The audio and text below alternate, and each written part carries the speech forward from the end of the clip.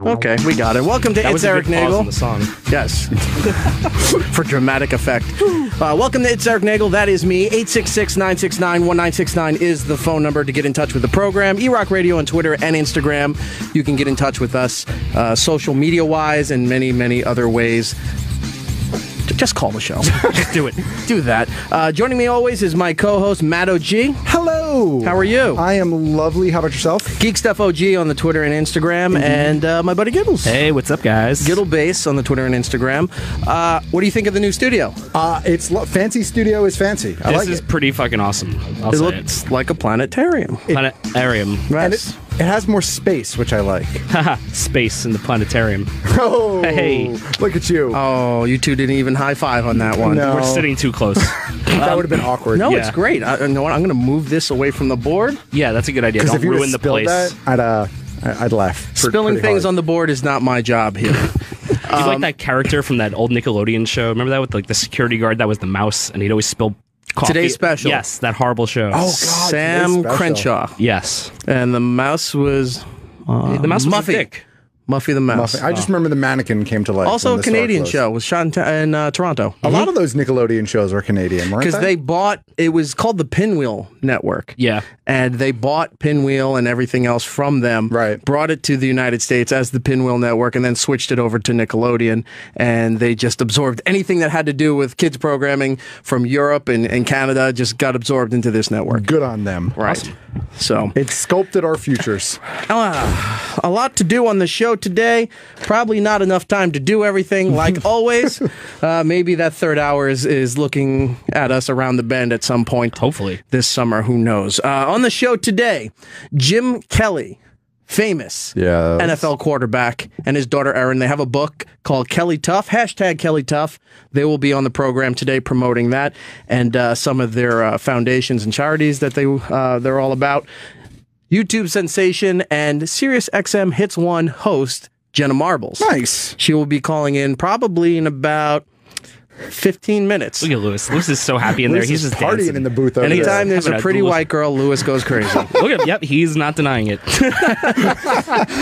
So Jenna will be on the show in a little bit, and later in the program, this is exciting for me, the guys from Epic Rap Battles of History. Yes. They will be here. We'll talk to them about all their stuff. They're brand new, I don't want to say new half season. It's kind of like what AMC does.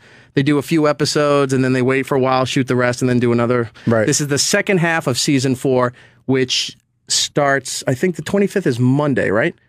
Yes? Yes. Yes. Let's go with that. Monday, the 25th, is when their new part of season 4 is going to take place. Plus, there's a tour and all this other stuff that they're going to talk about, and we'll get into that a little bit later. You just blew my mind when you said there's seasons on YouTube shows. Like, I had no idea that there were seasons on YouTube shows. Apparently, they started it Oh, because wow. nobody was doing it in a season format other than, like, look, the season format in the United States is different from what they do over in the UK. They do those 6-episode, 12-episode seasons, or they do 3. half seasons. Then they started doing it here.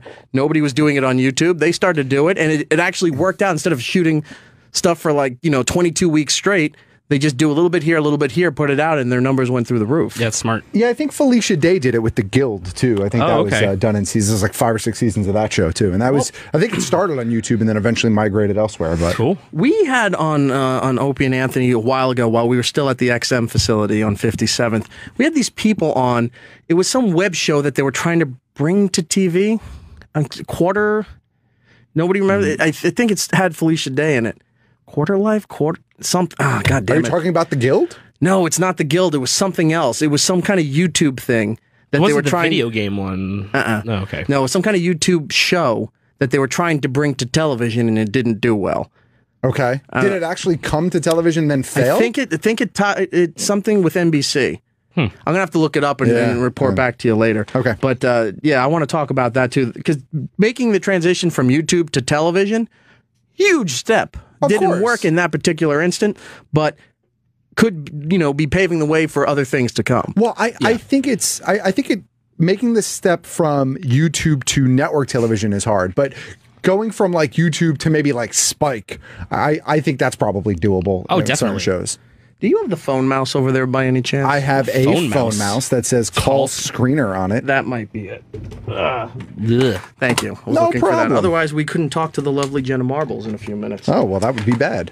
Where do we want to go before? Oh, great. Jeez. Everything's falling Eric, you're apart. breaking Where do we everything want to go off. before Jeez, this is Jenna why we calls can't in? make Wherever you want to go, there's. We could do Simon Pegg. Well, let's talk about Letterman real quick and then go into Simon Yes, Pegg. let's talk about Letterman. So this week was the last show for The Late Show with David Letterman. It ended on a Yes. Wednesday. And it was funny because I was in the office the other day and I hear Jay Thomas walking around here yelling, goes, who the hell retires on a Wednesday? And I was like, that's a good point. That Who is a very does good retire on a Wednesday? David fucking Letterman, that too. Exactly. So he He did went his the last weekend show. Foo Fighters was the musical guest. It Right. was a night. They actually went 18 minutes long. So it was an hour and 18 minute That's why they got canceled. program. Because, yeah, all the advertising that they missed out on. Did the whole show, and it wasn't, there was a lot of montage, a lot of build-up, but his send-off kind of, I don't think, had the impact like when Johnny Carson ended. Like when he was just sitting there in the center of the stage on a stool saying, I bid you a heartfelt goodnight to America. There was some kind of like big emotional impact with Right. that. It became one of those historical marks in television. Letterman ending the way he did was nice. I don't think it really, there was no like oomph to it. You know, there was nothing that really got to you that the fact that he was leaving. I think that's partially because of the culture of television now. I think when Carson ended, Carson was it, right, for late night TV. Like that was what everybody watched.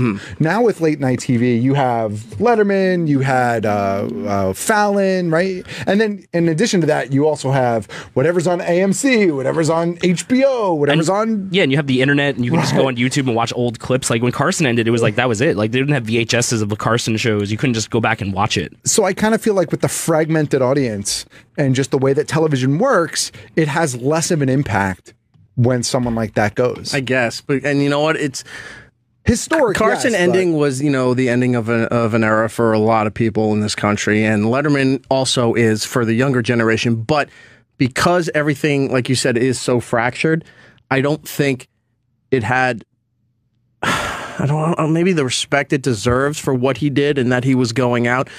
A lot of the news, you know, it made the news and all the rounds through, you know, those little entertainment programs and things like that. He was everywhere, all this stuff going on. But when it did finally end, it was like a lot of the young people in this country are like, I don't care. Right, right. And it was probably that weird line now that the millennial stuff just doesn't give a shit about anything that happened before they were born. And people like you and me, who I watched late night growing up as a kid, meant a lot. And so when he left, it was like, well, that's a big part of my life that's now ending. Yeah, absolutely. But it's for me, like I remember growing up on Letterman, right? That was the show that I watched. But at some point in time, even I just stopped watching late night television like on a regular basis. And so for me, the impact is like I have this weird nostalgia from, again, being a kid. But even for me, the impact isn't huge because it's kind of like, well, I haven't really watched Letterman regularly in years. So yeah, I'm going to miss the idea of Letterman being there, but actually missing the show. Nah, it's a you know, blip on my radar, but that's about it. Yeah. Well, this leads me to the New York Post article that I saw yesterday, where they had photos. They quickly started gutting the Ed Sullivan Theater. Everything. And it wasn't discreet. They showed all. What did you steal, Eric? I didn't get a chance to go over there because I wasn't in the city yesterday. It wasn't discreet. They had all the stuff that I guess really meant something to the show being wrapped up and cared for and loaded into trucks. The article was saying that some stuff's going to Letterman, some stuff's going to Paul Schaefer, some stuff I guess is going to some museums that they didn't specify where that stuff is going. The Smithsonian, probably. A museum of moving image or something. Then there were parts of the stage that they didn't wrap up. For example, they brought out the big Brooklyn Bridge that was behind his desk there. They laid it down half on the curb, and there's just photos of a demolition guy stomping on it with his boot and smashing it in half so they could fold it and throw it into the dumpster. Don't you feel like there was some sort of weird missed opportunity with this stuff that they got rid of? Like they probably could have auctioned it off and given the proceeds to a charity that was the thing. Something? In the article also said that maybe because they were ripping out the seats and he had these big blue tiles for the stage. So they were ripping those out and just chucking them. And then the seats they were ripping out and throwing into the dumpsters and the trucks and what have you. And the article was stating, it's like, this could have been like when Shea Stadium closed down, or when they gutted the old Yankee Stadium to make the new Yankee Stadium. Cut these things into 1 and 2 sections, sell them, auction them off to have in your home as part of the Ed Sullivan Theater. Didn't do that. Yeah, I really, that's weird to me. Like, I kind of feel like in this day and age, like, that's the thing to do. And the fact that they chose, I mean, maybe there's a reason behind it, but seems like a missed opportunity. Well, to me, it's like I saw it and I felt like it's like what happens if you die at Disneyland. They just kind of hose off the ride and get it ready for the next person to come in, and that's just how it felt to me. Letterman's gone. Bring in Colbert. Exactly. Like, hose it down. We got to get it ready for the new guy. But it just seems we got old guys thinking here. It just seems a bit insensitive. You know, the show just ended, and the next day everything's being destroyed in the street like you're moving, and you just don't want to bring the crappy furniture with you. The movers should have dressed up like Godzilla and just smashed it. I mean, did Letterman go out on a sour note with the network, maybe? And this was kind of almost as like a public display of fuck you-ness? I don't know if he went out on a sour note. I mean, I don't know if they were happy based on the stuff that happened to him like a year or two ago involving the inappropriate relationships with some of the staff members and all that. Right. So maybe they were just, CBS was letting him, you know, go off into the sunset and then quickly scrub it down, get the stank off him, you know? Yeah, I don't know. Well, yeah. I don't know. Well, anyway, point was that I thought it was just, they weren't discreet about it, where they were throwing everything out on the street. They were smashing it up. It just seemed a little bit insensitive. But then I was also mad because, like Gil said, I didn't get a chance to go over there and take all I could. Well, maybe that's why they ended on a Wednesday, because Thursday's the recyclable pickup, and they just wanted to make sure that the garbage man would be able to pick it all up. So they didn't have to pay for the dumpster fees. Exactly. Ah, smart. I was there this morning. Did you get anything Paul good? was there. A friend of mine was there, and he got a sheet of the staff's list of their top 10 that they were throwing out in the garbage. I got a seat cushion. Fuck yeah. Nice. And they were the guys who were demolitioning were throwing out bouncy balls all over the road, throwing them at trucks and cars, too. Jesus. That sounds dangerous. Where's the seat? Do you have it? It's in the back office. You want me to go grab it? Can you go grab it? Yeah, I'll be right back. Yeah, go grab it and bring it in here. I want to see this. That's kind of awesome. Seat cushion filled. It could be anything. It could just be from a crashed plane. I was tweeting out some Letterman stuff from my life the night before, and one of the things I tweeted out was that when I was working at the WPLJ, the afternoon show, Rocky Allen and the Rocky Allen Showgram used to do some charity benefits once a year from the Ed Sullivan Theater. They would set up the stage and everything right there in Letterman's Theater because he was on vacation, and the first year we did it was 97, and the stagehands just said, as long as we didn't touch the set, you could do whatever you want. Okay, so I'm walking around. I find this big stack of cue cards in the back, and I just took a bunch of them. And they were the ones I put up there were the ones where they were, had Steven Spielberg on the show. So I'm like, oh, that's awesome. I just took the whole set and put them right there. I still have them. I don't know what to do with them. Frame them. I should, maybe, but they're nice. The Morning Mashup was on Letterman a couple of years ago, and they have theirs framed over in the Mashup office there. Very cool. Paul just brought in the seat. I mean, that looks like a seat cushion. This could have been from any movie theater. That could have been from anything. Paul could have went over to the Ziegfeld and just popped this off. Now, how much do I have to pay to sit on it? No, I said 30 years of butt set. Oh man, that's a lot of butt. It's filled with beer farts. No. Did you take a photo of yourself taking it like as a certificate of authenticity, like you grabbing it out of the garbage can? That's how you document it. No, I took a picture of the dumpster though. Nice, that's close enough. Fair you guys enough. can have it if you want. The dumpster, the dumpster pic. No, you should have taken a photo, or had somebody take a photo of you where you're like sort of a little bit further down the sidewalk, so you have the marquee behind you, and you hold it up like you just won a trophy or something. Like, I stole this. Proudly showing off your trophy and your wares. Right. Like a big game hunter. I'm going to take a photo of that and then put it up on the Twitter in just a minute here. I can't see the names on the phones, but we'll go at this blind here. Hello, 219. Hey, Eric, how you doing? Hey, what's your name? Tom. Hey, Tom, how are you? Good. I'm in Chicago. You guys are doing a great job in the morning, and your show is very... I'm digging it. Thank you. Thank you. Cool. Very good. Hey, maybe he bailed on Wednesday. He's heavily invested in Indy cars. Right. Letterman, so maybe, Is there something going on this weekend? the Indy 500. Oh, okay. So, yes. Maybe that's why.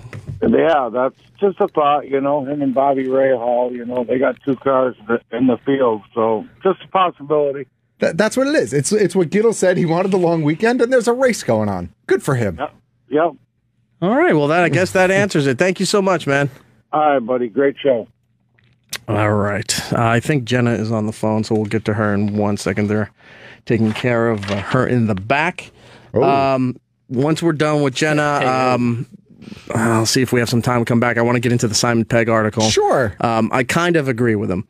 If you're not familiar with what this is, he thinks that everybody getting into sci-fi and fantasy and all this stuff has caused this country to regress into being kids your entire life. I'm fine with that. He kind of issued. I'm fine with it, but I do agree with what he's saying. I'm not arguing with the guy. He kind of issued a statement after that. He wrote this long post on his website where he kind of explains it a little bit. But we'll talk about it. All right, we'll talk about it. I think Jenna's on hold here, so let's get to her. Jenna Marbles.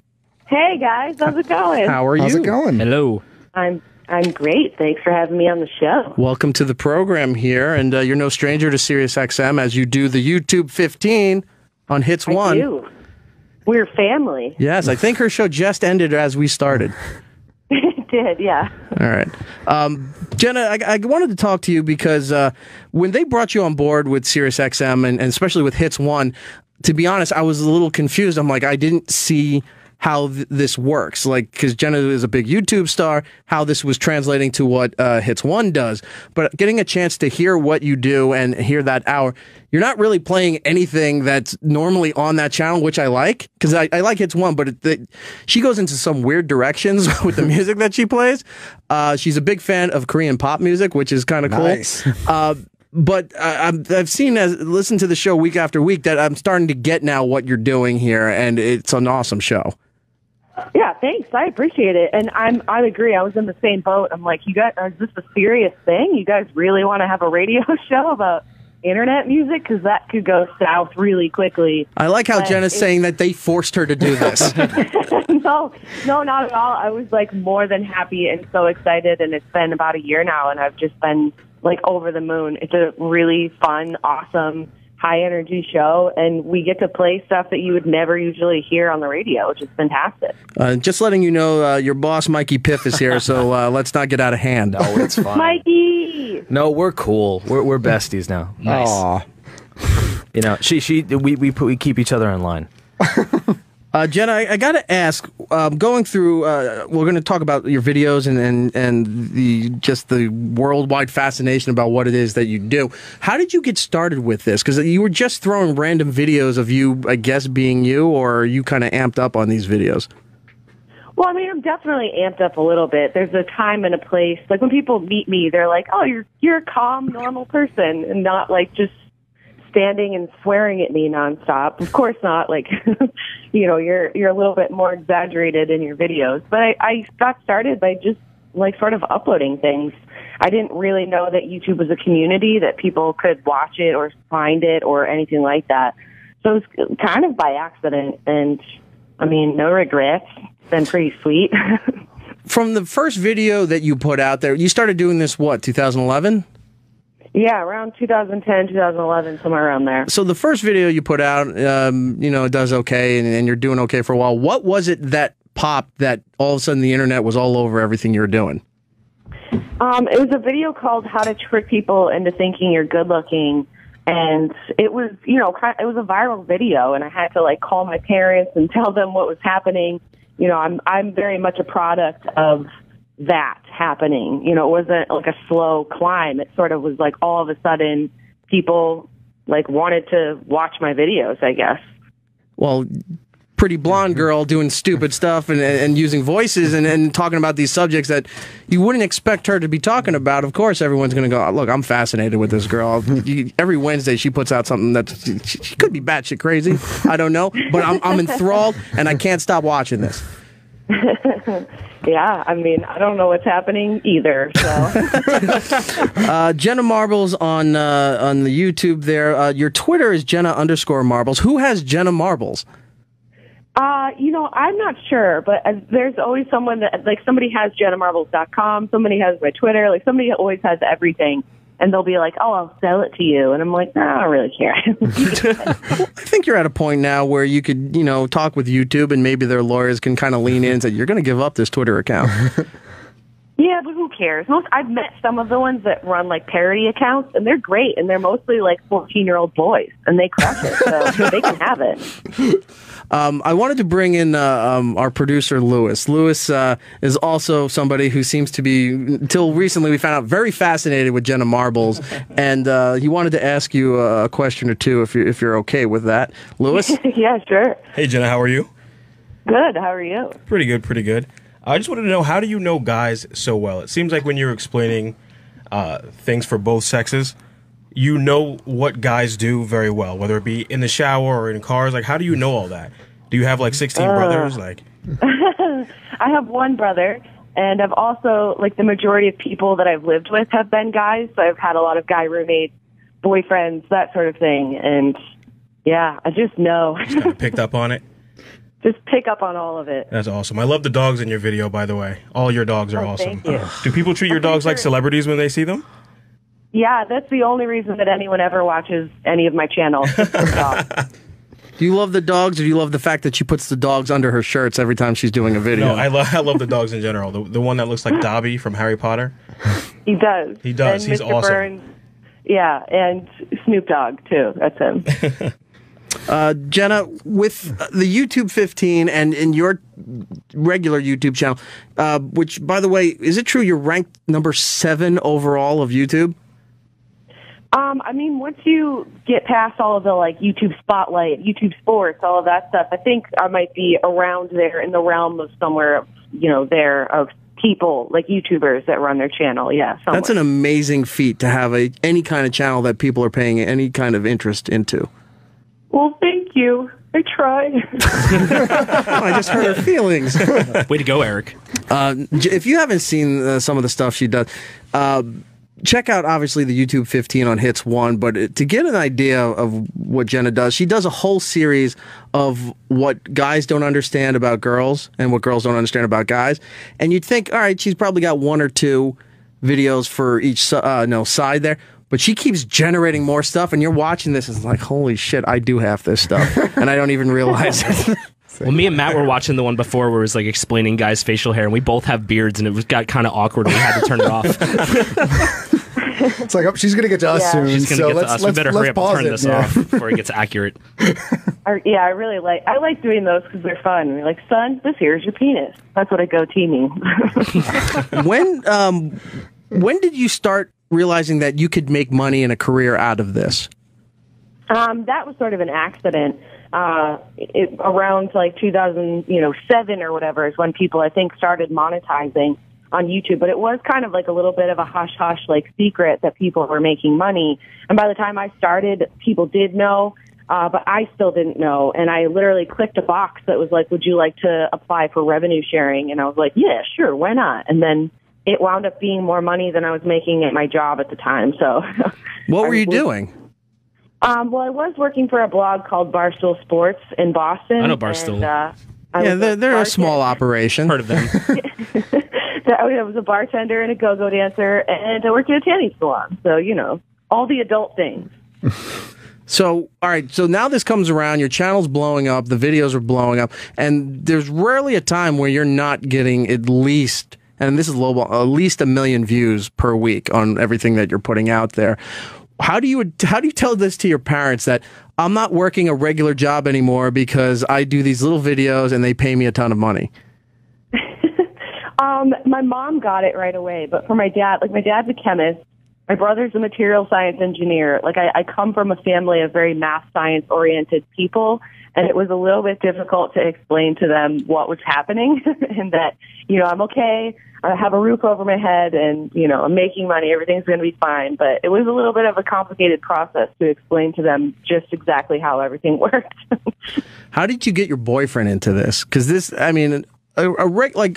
guys like us would understand, the importance of everything going on in the internet and whatnot. But there's a lot of guys out there who, especially maybe read Barstool Sports or something like that, they're looking at she's always got that damn camera on. She's playing with the dog. She's writing these weird notes that I can't understand, and she's making voices in the other room. I don't get this. How did you get him on board because he's part of some of the things that you're doing now? Yeah, for sure. Honestly, I think this is true of most people that work on the internet. Like when you're friends and everyone sees like just how cool it is to have like an interaction with people and do stuff on the internet, it's sort of like contagious and they want to just try it. And I think that's what happened with him. That's what happened with, many people that I know. The people around you are just like, oh, I'd love to do that too. That looks fun. And it is fun and it's really awesome. So you got nothing to lose. Unless you're making really like racist or offensive videos, just be a normal person, and it's pretty rewarding and fun. Jenna does that under another name, under another channel, but she's wearing a mask. Jenna lost her marbles. Lewis? Yeah. Do you have any favorite YouTube channels that you watch other than your own? I love Ryan Higa. He's pretty OG YouTube. And there was a channel called Magic Hugs that I was obsessed with that made really ridiculous, like, short skits. And I think they stopped, but they were hysterical. But, yeah, I mean, I watch pretty much everything. I watch it more than TV, so. That's awesome. I want to ask you about the popularity of your channel getting to the point where you're now doing appearances and things like that. You just did, Ditch Day in Las Vegas? Yeah, Ditch Fridays at the Palm. Ditch Fridays in Las Vegas, and that was a huge crowd. Then you were also part of the YouTube Fan Fest. Yes. What is that experience like, going from where you're just sitting with your laptop, in your car or in your living room making these little videos, and all of a sudden now you're appearing in front of like 10, 15,000 people? Yeah, it's literally insane. And, I think a lot of like traditional media and all these people sort of forget that when we do this stuff, it's, many people may watch it, but it feels very much like we're alone because we are alone in our houses. So to be like sort of thrust in front of enormous crowds is definitely not natural. And I wouldn't say that I've honed any of those skills whatsoever, but it's really bizarre to actually see people in person and have like a human connection. It's really powerful, but it is not natural, I think, for many people that are introverts and start YouTube channels. Yeah. You've had a lot of success with this stuff. You're doing these fan festivals and what have you. Got to ask you about the other side of the coin here, where what's the hate like that you get as far as what you do, the stuff on the radio, your videos, and you just pretty much being you. Imagine, because it's the internet, nobody gets away, scot-free on these things. What kind of hate generates on the other side? That's it's usually just pointless and unmerited, but imagine you get a lot of that too. Yeah, for sure. And it's to be expected. You have to sort of have a thick skin about it or else you go crazy. The only thing that I like to remember is that, like, I'm putting myself out there. You're opening yourself up to criticism, but to be mindful that other people around you aren't willing to put yourself out there. So, like, I won't be putting my family in things unless they're really okay with it. And, just not to let any of it go too much to your head, because then you would stop, you'd shut off your computer, and that's no fun. How early into your run here did you start seeing people attacking you? Like, was it for something that just was completely made up, or was it just because there was a pretty girl who was doing a video that had a lot of popularity? Yeah, it's instant. You get half and half, or at least when you're starting, it's not just a bunch of people being really excited about it. It's, people are angry, people are upset, they don't like you, and it is what it is. But, just keep trucking. That's what I'm doing. I also want to make a retraction, because I was just thinking about something that I said. I was not trying to be condescending or put it down when I said little videos. I was just saying in the scheme of things, anything she puts out dwarfs at least, the It's Erik Nagel channel on YouTube is not doing anywhere near the numbers that she does. But anything she puts out, pretty much it becomes like an instant hit as far as advertisers and viewers and all those things like that. So saying that these are little videos was definitely the wrong thing to say. These are a big deal. One of the weirdest things that I saw, and it wasn't YouTube based, was you put out this weird catchy song. All she sang about was glue for some reason. Yeah. And everything tied into glue. And I started seeing this on like the sides of entertainment sites that don't usually post stuff that Jenna is on, but this weird catchy song started appearing all over the place. How did, was this just something that you had in your head and you said, I'm going to make a song out of it, or was this something that you planned? Okay, I don't know how to explain this. I know a lot of people, think of me as someone that talks about, like, genders and things like that. But I'm a very bizarre person for the most part.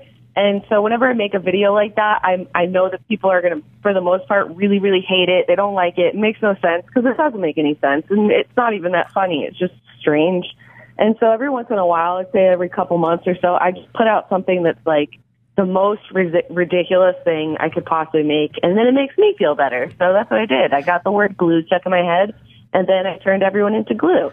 See, she's got the outlet where we've all been walking around and you get that dumb little phrase or a little riff in your head that you made up and you're like, that doesn't mean anything. And if she just took it and goes, I can make a song out of that. And guess what? 10 million people just watched it and she made a boatload of money. But Erik, you should kind of understand this. You do a show every Friday night where you get to come in here and just whatever is bothering you for that week. Right. Or that you could just talk about The Simpsons for 2 hours and get it out of your system. But that's more of a conversation. Sometimes it's therapeutics, those kind of things. But if I was walking around and just singing some dumb little song in my head, I don't have that instant availability where I can go and make the song, put it out there, and if I did, nobody's going to pay attention to a song that I'm singing about, but if Jenna does it, everybody in the world knows about it. And Jenna, I just want to say, he didn't mean dumb little song. No, my song, not her song. He meant, not her song, my song. The dumbest song ever. The what? It's literally the dumbest song ever. I'm not offended by that. I was just busting Eric's chops. That's all. You know what? Because we're going to play this song now. When we come back, we'll play the song, and then you're going to be singing "Everything Is Glue" all the way home tonight, and then you're going to be like, "Damn it, I got that song stuck in my head." I'm in the car with you, so you're in for a treat. Yes. Jenna, thank you so much for taking the time and for coming on here. It's been a real pleasure. Lewis, did you have anything else you wanted to say to your love, Jenna? Jenna, I know you get a plaque after 1 million views on YouTube, but what happens after that? Like, are you just constantly getting plaques every 1 million views? Like, how does that work? No, you get a plaque for having 1 million subscribers, but I don't think they do it every million, so I have one, but it's really heavy and I can't hang it up. Oh. But, I mean... Yeah, I don't know. They owe me 14 more or something. Because that would be great if that's what they were doing, that if she did a video and they're just stacked up on the kitchen tables. And look, I've got too many of these things. I don't know what to do. We use them as placemats. Best coasters ever. I know. Well, I think the play buttons are made out of gold, so I would really like if they could send me some more, so then someday when I'm poor, I can just pawn them off. Nice. That's the way to do it. That's the way you do it. And actually, that was one thing she said that most everyone missed. She just passed 15 million subscribers on her channel. Oh, I didn't miss that. Yeah, I heard that and just was just very upset for myself. your penis shriveled and you're like, ah. Well, no, it's just weird because I work in television and sometimes I work on shows that we're lucky if 1 million people watch. And you go on YouTube, you could put a video out there and like millions of people watch it. It's kind of crazy. It's such a changing dynamic. But congratulations on your success. I'm not trying to knock it at all. It's just it's mind-boggling to me. Thank you. Yeah, I appreciate it. And it's mind-boggling for me, too. So we're all in the same boat. Yay, boats. Well, Jen, if you're ever in New York and you're coming up to do your Hits 1 show or something like that, we would love to have you come into the studio live. Yeah, it's awesome. Thanks for having me, guys. Really appreciate it. The show is YouTube 15. It's on SiriusXM Hits 1, 6 p.m. Eastern and Pacific because it replays on Fridays and then Saturdays at 2 p.m. and Sunday at 8 a.m. JennaMarblesBlog.com is the website, but the most important part is the YouTube channel, which is Jenna Marbles on YouTube and then Jenna_Marbles on Twitter. Correct. Thanks, guys. Jenna, thank you so much. We're going to actually go to break with a piece that you did with some other friends of ours from the epic rap battles of history. You played Eve in Adam vs. Eve. Oh, they're the best. I love them. They're going to be on the show in a little bit. Nice Peter will be here to talk about the brand new half season for season 4 of Epic Rap Battles of History. But I want to go to break with the piece that she did with Epic Rap Battles guys. Adam vs. Eve. We're going to play that to break. Jenna, thank you so much. Thanks, guys. Take care. You. Bye. I guess play it. Paul? He's trying. It's become unglued. Oh, no. Oh, no. Is it not playing? Eric, start singing that ditty in your head. It's going to be the next big song. He said it froze up. Oh, damn. Can you at least go to break? Oh, jeez. Sorry, folks. You have to listen to us talk. Not everything worked out here. Well, look. Paul, can we go to break? We need that horn. He's trying. Right? I could see him. He's furiously working back there. Is nothing working? He's got focus face on. It's impressive. Oh, boy. I think it might be time for the ham horn then. Oh, yes. There it is. Gin and marbles. Paul gets the fail of the week. Let's do it up. Feed it. Now, it's Erik Nagel.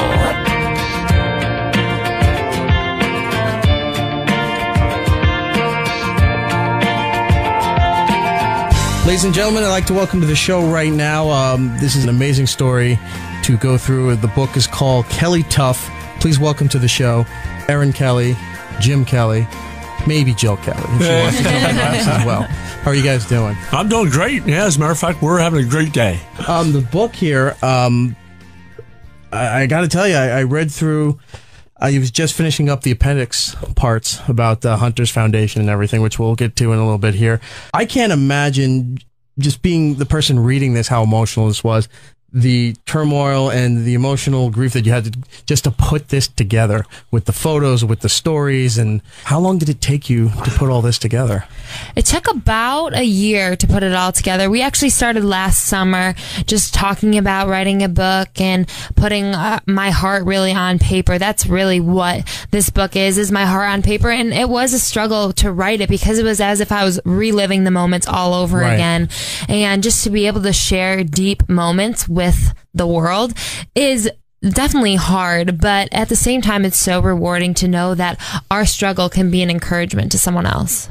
Did you have any resistance from the family when you started putting this project together? Like, I don't really know if we should put our family's details out there like this. Absolutely, everyone was completely on board, but there were times when, at the beginning of my dad's treatments and everything, that we were hesitant to share things, especially on social media, just because we knew that we could get some negative feedback from people, which we did. But at the same time, once we started putting things on social media, once we started sharing our story, we realized what an impact it was having, not only on other people, but on us. People were such an encouragement, letting us know that they were praying for us and just supporting us was incredible. And it definitely had an impact on my dad and everything that he was going through. Right. Your family, for those who don't know about this book here, your family has had to deal with, I don't want to say cancer because it's too broad, but different degrees of cancer there, both with your brother, with your father. Can you tell us a little bit about Hunter's situation? Because when I was reading the book, I never heard of the disease that he had here, but it turns out it's pretty common in newborns and whatnot. He had Krabbe disease, and he was diagnosed when he was very young, and we were told that he would not live to see his second birthday, and so that was extremely hard, and he was never able to eat or talk or walk on his own, and he was completely disabled, and so but he ended up living to be 8.5 years old, but we learned so much through watching him struggle and through his sickness, and although there was death surrounding that situation, we were told he wasn't going to live, there was so much life that he radiated. And we really started treating Hunter as if he was living, because he was every single day, and he lived to be 8.5 years old. And that's incredible considering what the doctors told us was the diagnosis. And so this Kelly Tough thing really started through watching Hunter struggle and seeing God's strength displayed in his frail body. And it's great that you did treat it that way, because more people than not would take it as, we don't know how much time he has left, and keep treating it like the end is coming the next day, instead of just, well, let's live your life and go till the very end there and try to be positive and strong for him. Right, absolutely. And after watching him go through that, and after just living life with him, it really taught us to live fearlessly in every moment. And I took that into watching my dad go through cancer and wanting to live every moment with him, not knowing what the next day would hold, not knowing if he would still be here tomorrow or the next day. And so just cherishing every moment. Jim, if I can call you Jim, or Mr. Kelly. No, Jim is definitely fine. And you've been through your fair share of stuff too, with different kinds of cancer, with your jaw and with MRSA and everything. And you've plowed through it and came back. Then there was a story that, it went away, and then it came back. Oh, then it went away, and then it went away again. And like, you've just been kicking this thing's ass since you found out that you had it here. There was something in the book that I found not disturbing, but I couldn't relate to it is there was a chapter called I'm Not Afraid to Die. And the fact that you had said this and that she got upset, where do you find that kind of, I guess, solace? Where do you come to that conclusion where you feel that it's okay at that stage? Well, when you are at your lowest and how that makes you feel, but understanding that there's so many people that are around you that you are an inspiration. And for me, I don't know what tomorrow holds. Nobody does. Right. And I knew the fight that I had in me, and I know how I've lived my life. I knew that, we all make mistakes, but I knew how I was blessed to be a professional athlete, how I was blessed to have a beautiful family, a beautiful wife, a son.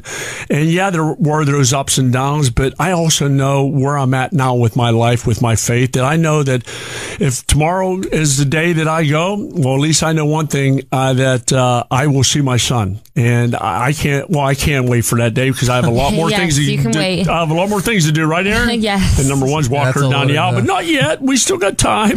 She's still young. She just turned 20. But the thing is, for me, is, in the past, I might not have said that, but I know where my faith is. I know what my heart feels like. I know what I've accomplished in my life. I know that I've been an influence on people, but I want people out there to understand that, through my fight, and through what I went through, and to hear from everybody how much of an influence they've been on my life, how I want to continue to fight, and how I will never, ever give up. And also to know that the girls that I've raised and the wife I'm married to, how I've been blessed, and I'm having fun now. I'm enjoying my life. And even though I enjoyed my life before, it was a different type of an enjoyment.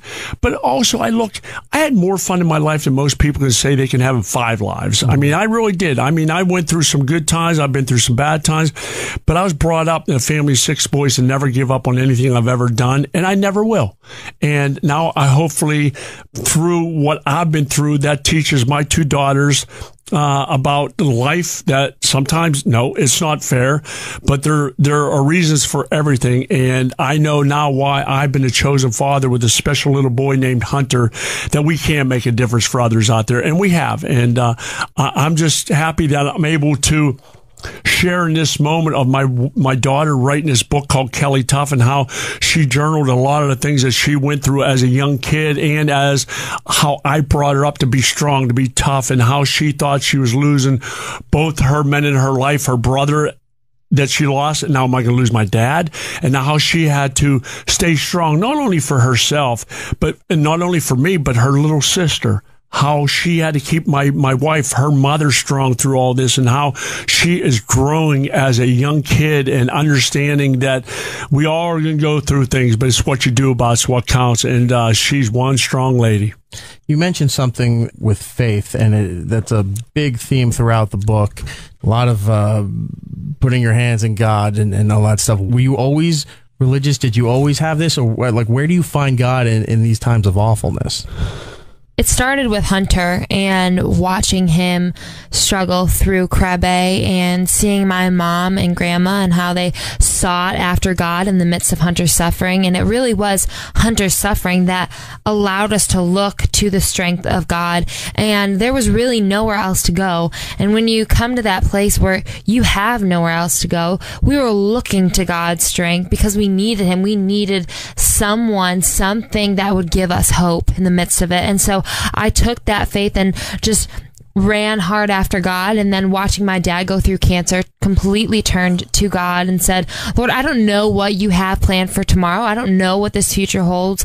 I don't know if my dad's going to make it through cancer, but I'm willing to trust you in the midst of it. I just find it fascinating that you were strong enough to do that, where most people in that situation with your brother and then later on with your father would probably at that point be like, I've had enough of God, or I'm not believing in this stuff because all this keeps happening, and you did the exact opposite. Right. And through Kelly Tough, I really want to encourage people that in the midst of whatever you're going through, because we all have our own stories, right. Everyone has their own story of struggle, that in the midst of that you can turn to the strength of God in the midst of your weakness. And really, I want to encourage people to live a courageous and fearless life, and to turn to the strength of God when you can't go on your own. Right. There was another chapter that I actually had a question about forgiveness and the haters. And reading this chapter here, and I just got to ask, because I really didn't want to get into too much of the football stuff, but it's kind of hard not to with your father being who he is. But I imagine that for those who don't know who Jim Kelly is, Hall of Famer, football player, Super Bowls 91 through 94, going through 4 straight Super Bowls and having lost. And I can imagine, if I can remember right, there were a lot of resentment from people in Buffalo that you got there, but you didn't win. Did some of that dumbass sports nonsense, is that what transferred over for when he was going through this and you were getting that text message when you were saying, I hope your father dies like that? Was it still just that dumb resentment, or was this something more personal that people were getting mad at him about? I really don't know. And that was the thing about that tweet that my younger sister and I received. And we just were in complete shock that anyone would have the hatred in their heart to say that to us. How old were you when you got that? It was just last year when he was going through his treatments and everything. And it was in the midst of a really tough battle with his treatments and everything. And he just wasn't doing good at all. And so to receive that tweet from someone really took a toll on us. And you didn't know the person. No, right? We had no idea who they were. And so we really didn't have any clue why someone would say anything like that. And we were doing an interview before this, and I said, thank God she wasn't around when I was playing. Well, that's she what wouldn't I have thought liked it was. a lot of things that were said. But you know what? It's part of life, and my daughters understand in professional sports, there are going to be good days, there are going to be bad days. There are going to be some things that say good about you. There are going to be some things say bad about you. And the thing is, she is strong enough, even though those things do hurt.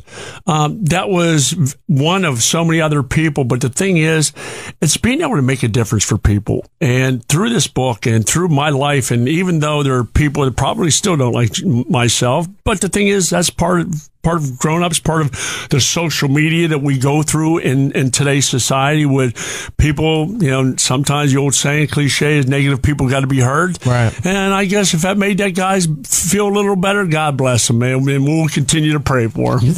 That's what puzzled me. I mean, with all the stuff, I mean, because it wasn't unknown what your dad was going through. It was in all the papers, ESPN and everything, which I can't imagine, and it was easy on you being a public figure going through something that personal and something that horrific. And to get something like that, it's just like there's a line between sports fanaticism and all that stuff and what is real life. Like, all right, the guy maybe lost the game and, you know, not happy, but he's going through something bad. His family's had a bad run of some things. It's like, you cut the guy some slack. Get over it. It's just a game. Yeah, and the thing is, I was one of the guys where when my wife started to post things and wanted to do these things, I really didn't want to do them because I'm a private person.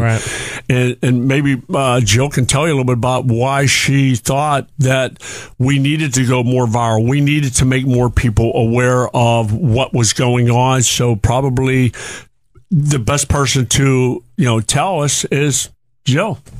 Well, hello. Hi. I just love listening to all you guys talk about this because it's overwhelming, especially, you know, as Aaron's mother, the honor and blessing that it has been to watch her walk through all of this and then to pen it down into a book. And of course, everything with Jim and all that we've been through as a married couple. It's our anniversary today, by the way. I know, 19 I was going to say at the end of the That's right. Not the interview, but happy anniversary. Crazy. So, but ultimately, you know, I think that the main reason that I felt that it was necessary for us to share like we did and continue to do so is that everyone has something. Everybody's going through something in their life. And if they're not going through it now, they're going to walk into it, or they just walked out of something. And if we can be an encouragement in the midst of our battle so that someone else receives strength from our story, then we've done what we were supposed to do. This isn't about us. And Aaron didn't write the book because it's about the Kelly family, although it's called Kelly Tough. We're hoping to encourage people walking through their own battles. Right. And that, you know, and you talked about the guy who sent that tweet. Hurt people that are hurt, they end up hurting other people. So certainly, you know, we don't know what his battle was and we don't understand why he did that. But at the end of the day, the choice to forgive is always greater and better for the people who need to forgive. And so it's been an interesting journey, and I'm so thankful. I'm running out of time with you, unfortunately. The book is called Kelly Tough. It's out now, Amazon and wherever books are sold. You can get it. Before you go, can you just tell me real quickly about Hunter's Hope? My mom actually would probably be the best one to talk about Hunter's Hope. They just want me to talk. Yes, but that's really were good 'cause we don't have a lot of time. We don't have much time. Yeah, Hunter's Hope was started, as a result of there was no cure, no treatment. No one was doing anything for the disease that Hunter had. And so we've rallied. There's so many incredible things that are happening through the foundation. To explain it in however much time we have would be insufficient. And so I would suggest just listeners go to www.huntershope.org. But we are a part of saving lives of children through newborn screening, children born in our country. And so it's just been an honor to help other people going through what we've been through. HuntersHope.org, Twitter and Instagram, Hunters Hope FDN as well, so you can follow along for information. Again, the book is called Kelly Tough. I've been speaking with Jill, with Jim, and Aaron Kelly. Hashtag Kelly Tough. Thank you so much for coming in, and I'm glad you're doing well, and then through everything with your family, God bless. Thank you. God bless you. Thanks for having us on, bud. Out. Hit it. Nailed it. Up top, nobody? Okay. All you. Gave the phone number out, E-Rock Radio on Twitter and Instagram. Thank you so much to Jim and Aaron Kelly. We just talked to them about their book, Kelly Tough. It's out wherever you can get books nowadays, but, check Amazon. I'm sure they have it right there. Oh, Giddles is not on. Hello? There you go. Hey. Sorry about that. They were really cool people. Their family's been through a lot in all different forms of cancer and MRSA and the stuff that they had to go through with their son there. But they were nice enough to sign a copy of the book. Oh, nice. Because look, Hall of Fame football player, I did not feel comfortable trying to get anything football signed at that moment based on what we were talking about. Of course. But they gave me the book. It's signed, and we'll have that to give away. So if you want a copy of the book, call into the show, and we will hook you up. Very also, cool. Thank you to Jenna Marbles for calling into the show. Absolutely. You can check her out on SiriusXM Hits 1 for the YouTube 15 show that she does. Do me a favor, if you guys could out there in Radio Land. On Twitter, at Jenna_Marbles. Use the hashtag It's Erik Nagel, but send her a nice message saying that you enjoyed hearing her on the program. I was not trying to insult her, but I realized some of the things that I was saying could have come off that way. Was not what I was going for at all. I'm actually a fan of her, so if you could and say you enjoyed the program, enjoyed the interview, I would greatly appreciate that, and then tell her that Erik is very sorry. That being said, I'm going to tweet her and be like, Erik is not sorry. He's laughing and giving middle fingers. But some other stuff I wanted to... let's talk about movies real quick before we get into Simon Pegg. Sure. And, it all kind of ties in a weird way. It does. This week at the box office, the only movies I really see that would draw any real attention, one being Tomorrowland and the other being Poltergeist.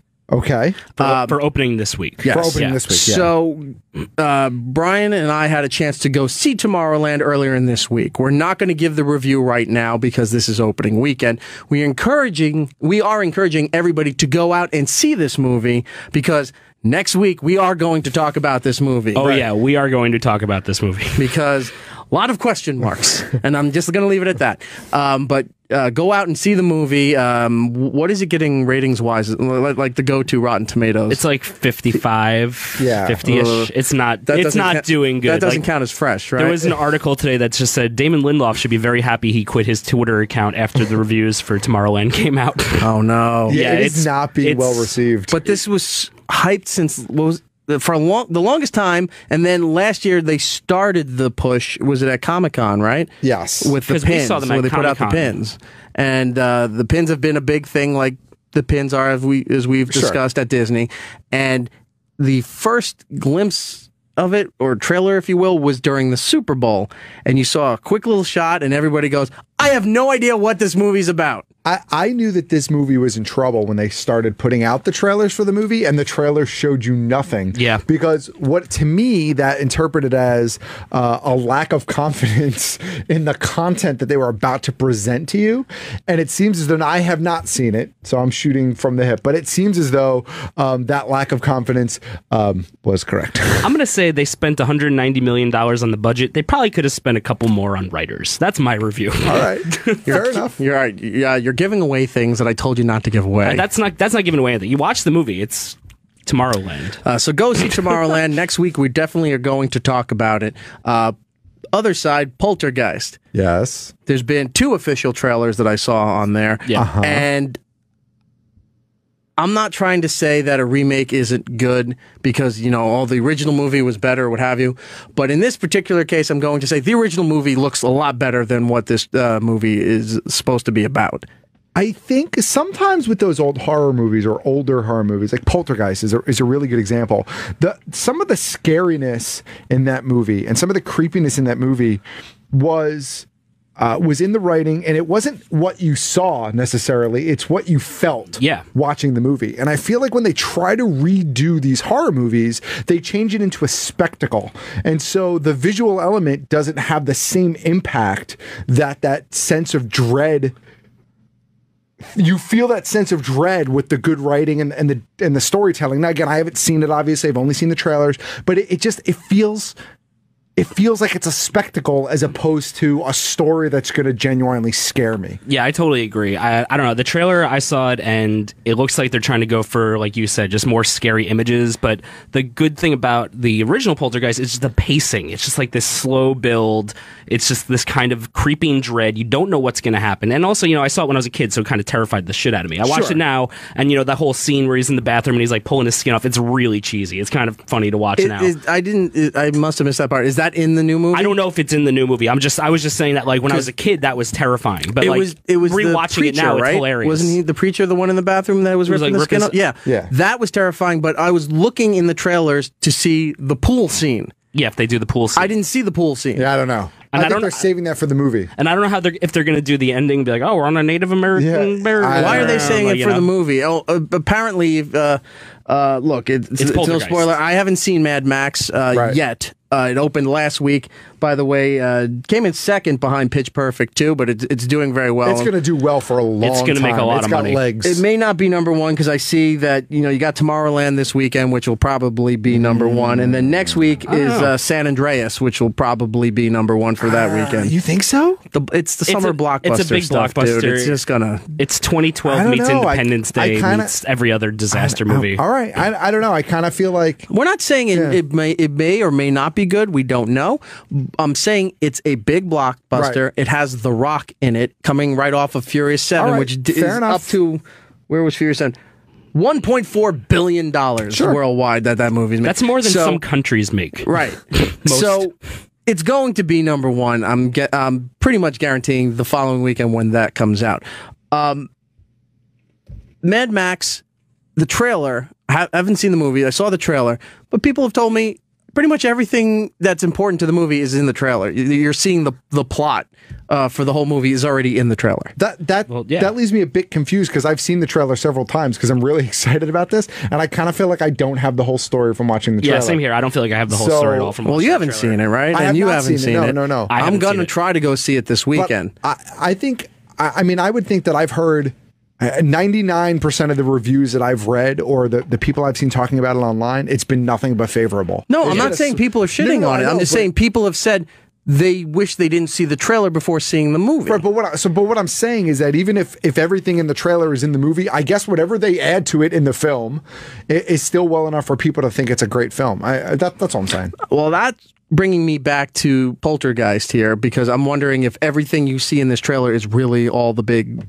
stuff for the movie. I'm assuming most of it is. Yeah. With horror movies, they tend to do a lot of that. You don't get a lot of like extra scares that they do in the theaters, and if they do, it's like one or two. But like they usually, if they stayed closer to the original movie, right? She's tapping on the TV, the rope going into the ceiling, that kind of thing. Okay, I get it. It's a newer look to it, but if they're staying with it, even the guy, it's a guy in this one who comes in to try to remove the spirits from the house instead of that weird the medium lady. Yeah, instead of the weird lady that they had. They should have got another weird lady to do this, but now it's this dude who looks like a snake oil salesman and a preacher coming in doing his hallelujah stuff in the living room. The kid getting yanked up the stairs, the doll going all over the place. It's coming off to Paranormal Activity, to Insidious, to that style of horror movie that they do now.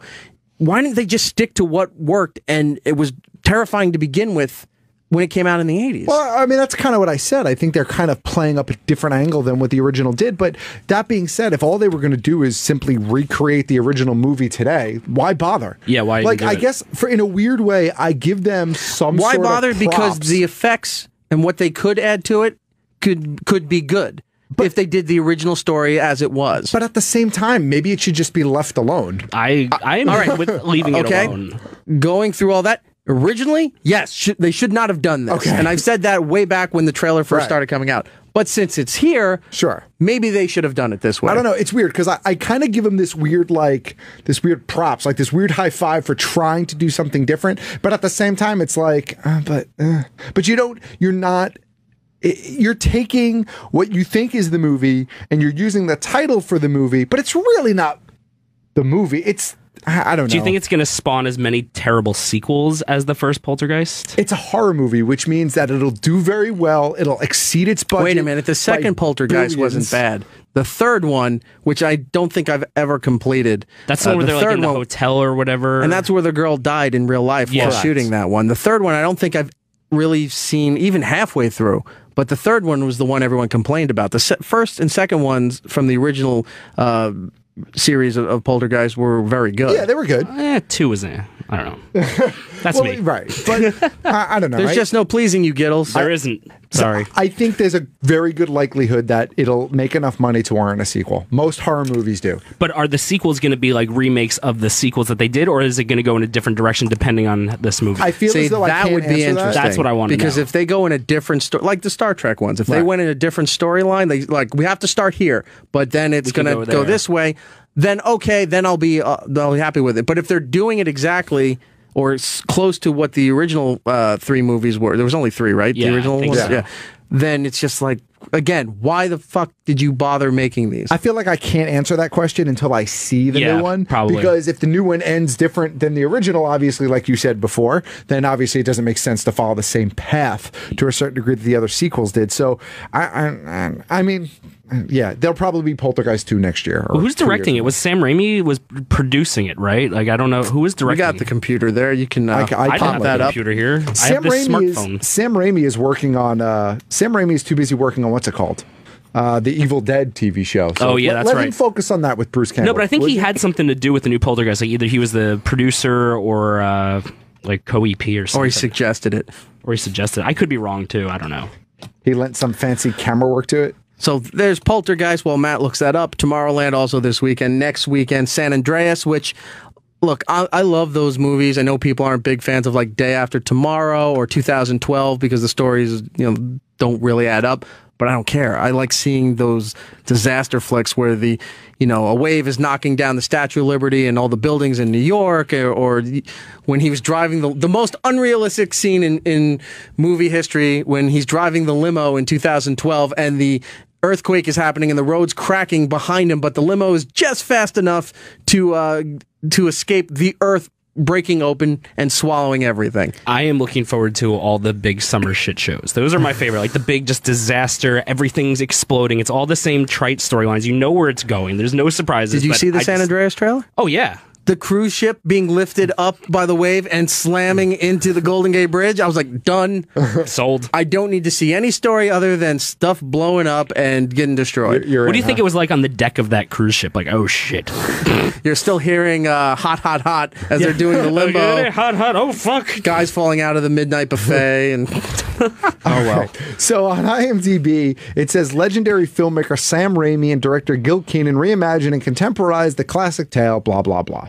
Okay, so there you go. He helped him reimagine. But he doesn't have a director credit, although Steven Spielberg apparently worked on the story and screenplay. So there you go.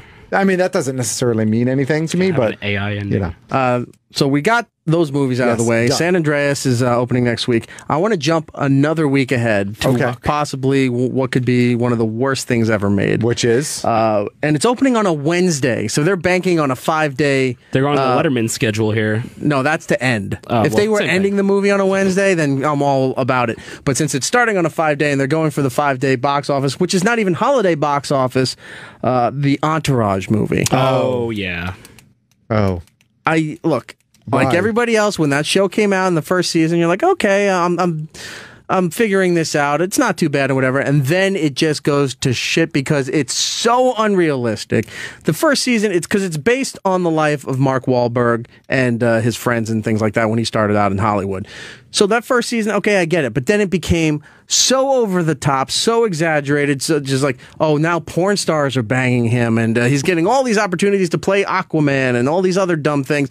And he fails at everything. Like, he goes to do it, and then it comes out, nobody likes it. And then he does his passion project, and nobody likes it. It's like, this guy is failing upward, and he's got 3 guys that are just around him, just leeching off of him and living the good life.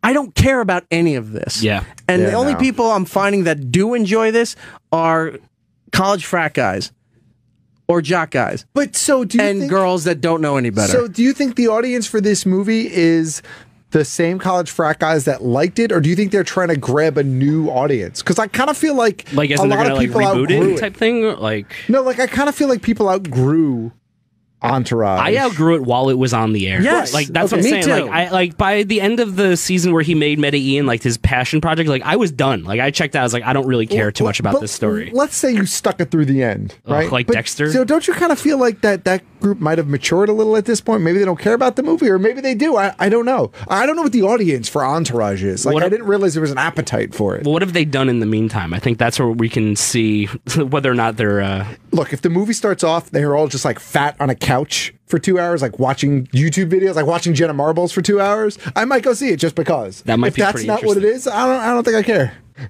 Well, the Entourage movie's coming in 2 weeks. Sure. I'm not happy about it, but I'm not going to go see it. I thought it's going to happen. We should go. Look, Eric. it was one Show of those outing. things where I just didn't understand why it was popular.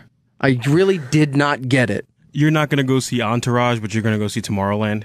I already saw Tomorrowland. Yeah, he can't take that back. Entourage is what about Entourage do you not like? Like all of it. Like about a guy going out with money, getting girls, spending money, getting cars. You know Because what? it's not realistic. In all seriousness, Not the half the shit that I watch is realistic at all. A guy in a blue phone booth flying around, and and Star Trek and all that other stuff. But I don't boring. see exactly. It's what's interesting? Who's the billionaire that's on Instagram? Dan. I want to say I'm getting his name wrong. Hang on a second. There's this billionaire who's on Instagram that I follow.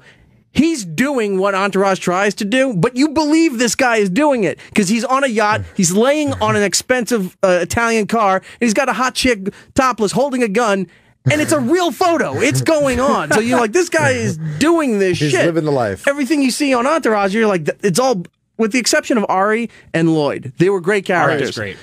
Everything else You on didn't that like show Turtle? was just... Turtle. The whole thing about building his custom sneakers. The sneakers, yeah, dude. And that whole story. Go fuck yourself. That really. was a terrible storyline with all these fucking Sneakerheads are shoes. just as bad as people who buy, like, we had this comparison where they buy all the toys and stuff, but they have it up there, but they don't open it. Oh, okay. They don't enjoy it. It's hoarded away. And you're spending that much money on a fucking pair of sneakers that you don't wear. I was going to say, Eric has a gun safe filled with toys. I don't know if he can really go down this road. No, but I kind of want to address what Lewis said and a little bit more specifically. Here's his name. Okay. Dan Bilzerian. Bilzerian. Billionaire. He sounds like a billionaire. Yeah, that's a billionaire's name. 9.1 million followers on Instagram alone, He's right? catching up to Jenna Marbles. Well, he's got topless girls with guns, so there's an audience for that. I'm assuming. This picture here, right? His latest one. The caption, I don't even know what to say, but I feel used. And it's just, he's standing there with a towel while there's 2 or 3 naked girls passed out in his bed. This is happening. And good for this guy. Entourage is not happening. Fair enough. I want to get Dan on the show. All right. Lewis, make it happen. I would love to make that happen. Let's get him on here. Here's I my don't know question. what we could offer a billionaire to come on this show, but I'm sure Roland could get some great food in here or something like that. Get this guy on the show. I would love to talk to him about his life because that's more interesting than Entourage. All right. Why is it not okay to buy expensive sneakers and put them away than to buy a first edition comic book and put that away and never touch it, never open it? It's just as bad. I'm not saying that. I'm not saying that one's better than the other. I'm saying if you're going to buy this stuff, buy it because you would enjoy it and you display it and what have you. You're spending enormous amount of money on a comic book that you lock away. You're never going to read. Ridiculous. You're spending $1,500 to $5,000, maybe even more, on a pair of sneakers that sit in a box, maybe in a safe, but probably in a closet somewhere, just sitting there so you can take a photo with them and put them online. Look what I got. Good for you. You're going to wear them? No, you can't wear these things. This conversation took a really weird turn somewhere. It's like weird, I don't know, between shoe collectors and toy collecting. It's getting kind of creepy in here. And I'm in a rough spot because, I've got like 30 pairs of Converse and I have a huge toy collection. So I'm a little uncomfortable. You have them out of the box. They're on display. I wear my Converse and I play with my toys. I was going to say, you play with them. Everything's being used for the purpose that they're supposed to be. Fair enough. Fair enough. All right. What it boils down to is I don't like Entourage. Yeah, Eric's not seeing the Entourage movie. Let's just put that out and there. I'm suggesting nobody else does either. They're going to, but I'm putting it out there that I would recommend not seeing that movie. Let's just do this. I'll see it so you don't have to. There you go. That's your homework. Okay, and you tell me. I'll tell you how bad it is. And then you tell me if I'm wrong with all my assessments of it. I'll do that. Okay. I will do that. That sounds fair. Right. Breathe. There we go. You tell us when you're ready to move on. I'm ready to move on because you know what? We didn't give away the Jim Kelly book. No, but you have some people on hold. We do have. That I think are interesting. Let's go to Cody in Indiana. Cody. Hello, Eric. How are you? I'm well, thank you. How are you? I am good. I'm taking a breather here from my my rage against Entourage. Did you enjoy the Jim Kelly, Aaron Kelly interview? You know what? I did. I thought that they were very informative about diseases happening to young children that I would like to learn more about. There you go. So I'm guessing you would like a copy of their book, Kelly Tough, available wherever books are sold. It's not a toy, but beggars can't be choosers, and I never win shit. So, yeah, I'd love one. Well, you're going to appreciate the book because he's a Hall of Famer. Don't take it because you never win anything. I'll give you another prize. Yeah, don't use it as like a doorstop or something. But if you're really going to appreciate the book and who it's from, then I'll give it to you. You know what? I'll be honest and say that I wanted to win it because I never win anything, and I'll let someone who will appreciate it more take it. Okay, Cody, I appreciate your honesty, so here's what I'm going to do for you. I'm going to give you... let's see. Something random from the prize show. I will give you a copy of the complete series of Hey Dude on DVD, brought to you by our friends at Shout Factory. I can appreciate it. I'm wearing a Ren and Stimpy shirt right now, so Nickelodeon's my shit. Nice. Perfect. Cody, thank you for listening. I'm going to put you on hold, and we're going to get your information, all right? Hey Dude. All right, hold on there. Let's go to James in North Carolina. James? Hey, Eric. Hi, how are you? I'm great. Yourself? I'm doing a radio show that you called into. Dug the show interview, man. I was never really a Jim Kelly fan, but damn, really, really impressed by him and his family. Yeah, no idea they'd gone through that stuff. Yeah, they went through a lot of hard stuff, and they're still going through some stuff. But the fact that they've gotten through it, and look, I'm not a big, and I've said it in the interview, I'm not a religious person. I mean, I was at one point, but it's gone.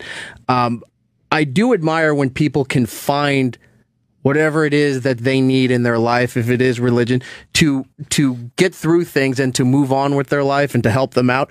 I have a lot of respect for that because I don't know if I have that in me. So I am envious when people can do that. So the fact that they found God and they're going through all this stuff is a miraculous story. Most definitely, considering what they went through. Oh yeah, that's insane. Most people would completely crumble under that kind of family issues. Well, James, thank you. I appreciate your words. I was going to give you the book, but you also said you're not a big Jim Kelly fan, so maybe I can hook you up with something. I didn't know. I've never been a Bills fan, but damn, hearing about the guy is fucking amazing. All right. You know what? I'll give you the book. I think you should give him the book, so that way he can learn more. Okay. Fair enough. I'm going to give you a copy of the book, Kelly Tough, signed by Jim and Aaron Kelly, all right? Thank you very much, Eric. All right, James, I'm going to put you on hold. We'll get your information there. We provide rage and education here on You better read that book or I'll kill him. Yes. I don't see a name on here. 239. I bet he puts that book in a closet and never even fucking opens it. Yep. Gives that for Christmas. Hello, you there? Yeah, hey, Rock. Hey, what's your name? Well, this is Pat. Pat, where are you calling from? Right now I'm calling from Oregon. Oregon. Oh, cool. What'd you got for us, Pat? Well, I went and saw the Mad Max movie. Okay. And if you cut three things out of it, it would be a PG movie and you could watch it on a Saturday afternoon on a rainy day if you had nothing else to do and you weren't playing with your girlfriend. Okay, but why would you want to watch a PG version of it? Yeah. Yeah, you could. It would be that easy. No, I know you could, but why would you want to? I don't get his angle. I don't get it either. Slightly ticked off Max. It's boring. You thought Mad Max was boring?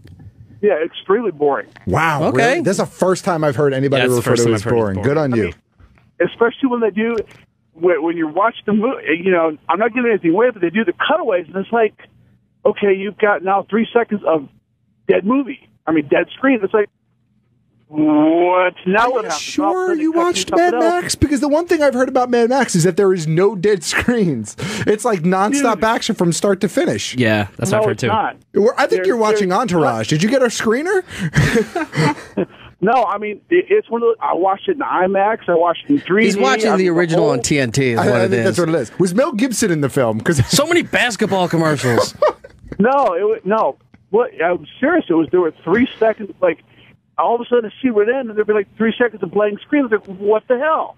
And all of a sudden, the movie kick in. It's like, all right, what the hell? But it was boring. You weren't having like a seizure because you saw it on IMAX 3D, right? Like you weren't just blacking in and out of. I feel bad because this guy's clearly seen it. Apparently. I know. Like, I haven't seen it, so I can't say anything. I'm just baffled. I haven't seen it either. So I've heard nobody say any of the things that this guy. I'm wondering if like he saw like a shitty cut or like something happened in the theater. The power went out. He thought he was watching the movie. All right, like, Pat, I'm not sure. Pat, let me tell you what I'm going to do here. Okay, I'm going to save this call. So after we all see this movie, I'll play this call back and then say, "Holy shit, Pat was right," or Pat had no idea what he was talking about. Well, right. Well, I mean, but seriously, that's what happened. You know, yeah, but it did explain one thing that finally made sense from the second movie. Okay. Was the guys who were always on the front of the cars that had that were mounted to the front of the cars? They finally explained what they were. Well, you know, it's amazing when this guy's on the phone, like 3 seconds of dead air. Right. He doesn't say anything, and then he gets back to it. And I'm like, wait, what just happened? This is the greatest, worst phone call ever. Pat, I think you might be indulging on too many voodoo donuts. All right, guys. You have a great night, man. All right, take care. That is the laugh of a pothead. Yeah, he was really high when he saw Mad Max. All right, we're going to have to get ready to take a break in a moment because then we're going to talk to Nice Peter from the Epic Rap Battles of History. He was probably at Pitch Perfect. Anything? Well, we didn't get to Simon Pegg, but let's touch on Simon Pegg real quick. Okay. I also want to bring in these two guys here. If I can find your mics, I think you're on. Are you guys there? I'm on. No, you're not. Oh, what the liar! On. Try it again. Yo. There you are. There we are. Am I on? There you are. Hey. Mike and Peter, how are you guys doing? I'm doing good. They are from the Audibly Exquisite podcast. Lovely. They reached out to me a while ago. They wanted to do something with us, which we're going to do a little bit later, and it'll show up on their podcast. But I got to check out some of their stuff, and you haven't been doing it too long, but they are doing some interesting topics. The most recent podcast was they were discussing, does Darth Vader really poop? And I don't know why they went in that direction, but I was actually fascinated listening to it. Sure. One problem I did have is who's the guy that said that they like Fantastic Four? That would be you. Yeah. He's all about seeing this Fantastic Four movie. And Matt, tell him why he's wrong. Because that's too long of a conversation. It looks like a cool science fiction movie. It does not look like the Fantastic Four. That's why I'm going in with that. The heart of Fantastic Four is the heart and the family, and it does not feel like that. It feels like four guys in space that get some shitty powers, and the thing looks like the rock biter from the Neverending Story. I just don't get it. I'm totally confused. It doesn't feel like and I'm a Fantastic Four fan. Like, I grew up on that book, and it just doesn't feel like it has the heart and soul of what that book was about. That's my concern. I mean, I'd be fine if they do it the Arrested Development style with Tobias, with Rockman. Fair enough. All right. Well, we are going to have to take a break. Mike and Peter, give out the plugs for your podcast there. We are at the AE Podcast on Twitter and individually at Peter Melnick, PeterMelnick. And he's Mike, nervous. Mike _Noren, MIKE_Noren. Go to iTunes, get the Audibly Exquisite podcast, check them out, and if you like them, send them a nice note that you heard them on this show and what have you. And Matt and I will be making an appearance sometime soon on theirs. Nice. So there you go. We didn't talk about Simon Pegg, but real quick, Simon Pegg said that he feels bad because society is degraded to being adult children thanks to sci-fi and fantasy movies. But then he kind of retracted that in a statement, and he said, look, the in short part of his retraction from his blog was, I love science fiction and fantasy and do not think it is all childish. I do not think it is all generated by dominant forces as a direct means of control much. I am still a nerd and proud. Love and rockets, Simon. And that was the last paragraph of his blog post. That retraction was forced on him from the people at Star Trek. No, I don't think so. You're shitting all over what we're doing here. You need to retract that. No, I don't think so. I think he honestly was trying to make a point, and I think a lot of times what happens in an interview is you say something and you don't have a means of retracting it or changing it on the spot, and it's not until you have the chance to look back at it or someone points out to you the child or what you've said exactly and how it could be interpreted. Once he had a chance to think about it, he realized, okay, this could be misconstrued. This is what I meant. And you should actually go to his website and read the retraction. It's not really a retraction, his explanation. And it's pretty good. I think it's just Simon. I don't know. Pegg. That top sentence at the top of that page right now is just wrong. The top sentence of that. Well, he hadn't seen it. He says, I've yet to see Tomorrowland. Okay, just making sure. So, but the name of the blog post, May 19th, it's The Big Mouth Strikes Again, and it's simonpegg.com, I think is the site. So check it out. But he's got some interesting points. I did kind of agree with him. Well, because it's exactly what I do and a lot of people do, but excuse me. I kind of agree with him. A lot of people are just like, life's too, I don't want to talk about politics and taxes and finance and all that stuff. I want to just go and talk about all these sci-fi things and what have it. And we are guilty of that, and I do agree with him, but I'm not going to stop doing it. No, sure. Because I really don't care about all the adult stuff. And he says that too. He says, look, I'm still a nerd. I'm still I still love that genre. I think he just has some concerns that there are some pretty shitty things going on in the world. Right. And that these movies take our attention away from them. So my counterpoint to that is, unfortunately, I kind of feel like I'm engrossed in the shitty stuff all day long. Right. And so at the end of the day, I want to go see Ultron blow shit up so I could forget about it for 2 hours. And then I go right back to ISIS and all the Nepal and all that. For me, it's not a way for me to avoid those topics. It's a way for me to check out of those topics for a little bit and have a little bit of relief and have a little bit of fun as opposed to just being depressed all the time and watching CNN and the news constantly tell me how terrible the world is. I want to have. Well, you could also watch Tomorrowland and they can tell you the same thing. Oops, spoiler. Sorry Anyway. about that. Anyway, so that's it from Simon Pegg here, and I'm still going to wear his T-shirt. Sure. That I'm wearing. I'm glad I didn't choose to wear that one tonight. Oh, we could have been twinsies. All right, we're going to take a break. When we come back, we're going to talk to Nice Peter from the epic rap battles of history. We'll be right back. It's Erik Nagel. Erik and Matt will be right back. It's Erik Nagel. Erik Nagel. Epic rap battles of history. Erik Nagel. What's up? Nice Peter. Begin. Ladies and gentlemen, I'd like to welcome on the show right now a gentleman who I've been really eager to get in touch with for a long time, ever since I discovered probably one of the most amazing viral things that you will ever find on the internet. Of course, I'm talking about epic rap battles of history, and on the phone with me right now from California, you know him as Nice Peter. Peter, how are you? Very well. Just catching up. I actually I stayed up through the night editing a video, so I'm still catching up on today, but feeling really good. For those of you out there who aren't aware, what is Epic Rap Battles of History? I'm going to let you describe it, but pretty much it's probably one of the greatest things I've ever seen somebody creatively do on the internet. You're too kind, man. I don't know. I've seen some really, really funny stuff done with cats and screaming goats. It's a video series where we take any two people from any time and place, fictional, non-fictional, and we put them into a trans-dimensional space, and they settle their differences in a rap. It kind of came from this idea of originally an improv game that my partner Lloyd was doing at his theater, where you'd get two suggestions from the audience. Like, I'm Michael Keaton, and you're Michael J. Fox, and we'll have a rap battle, and they would improvise it. And then I kind of had this little kind of daydream about taking that and combining it with like Mortal Kombat and making a video out of it. And we started, the two of us in my bedroom, working with a microphone, making a song. and we partnered up with a guy named Dave. He works at Saturday Night Live now, directing their videos. Wow. And he directed our video. Yeah, he went on to do some pretty great things. So he helped us create the visual aspect of it. We made the song, and we put it up on YouTube. And the first one did all right. It got like 150,000 views, which is enough for us to say, oh, this is pretty cool. Let's do this again. What was the first episode you put up? It was John Lennon versus Bill O'Reilly. Okay. And we didn't think of it, because the first thing I did was I had a little audience on YouTube, a small audience of about 50,000, maybe to 100,000 people, which is, that was a lot of people for me at that time. And I asked them, I said, I told them we had this idea, and they're like, who would you want to see? And they left a bunch of suggestions, and that one just kind of like it jumped out.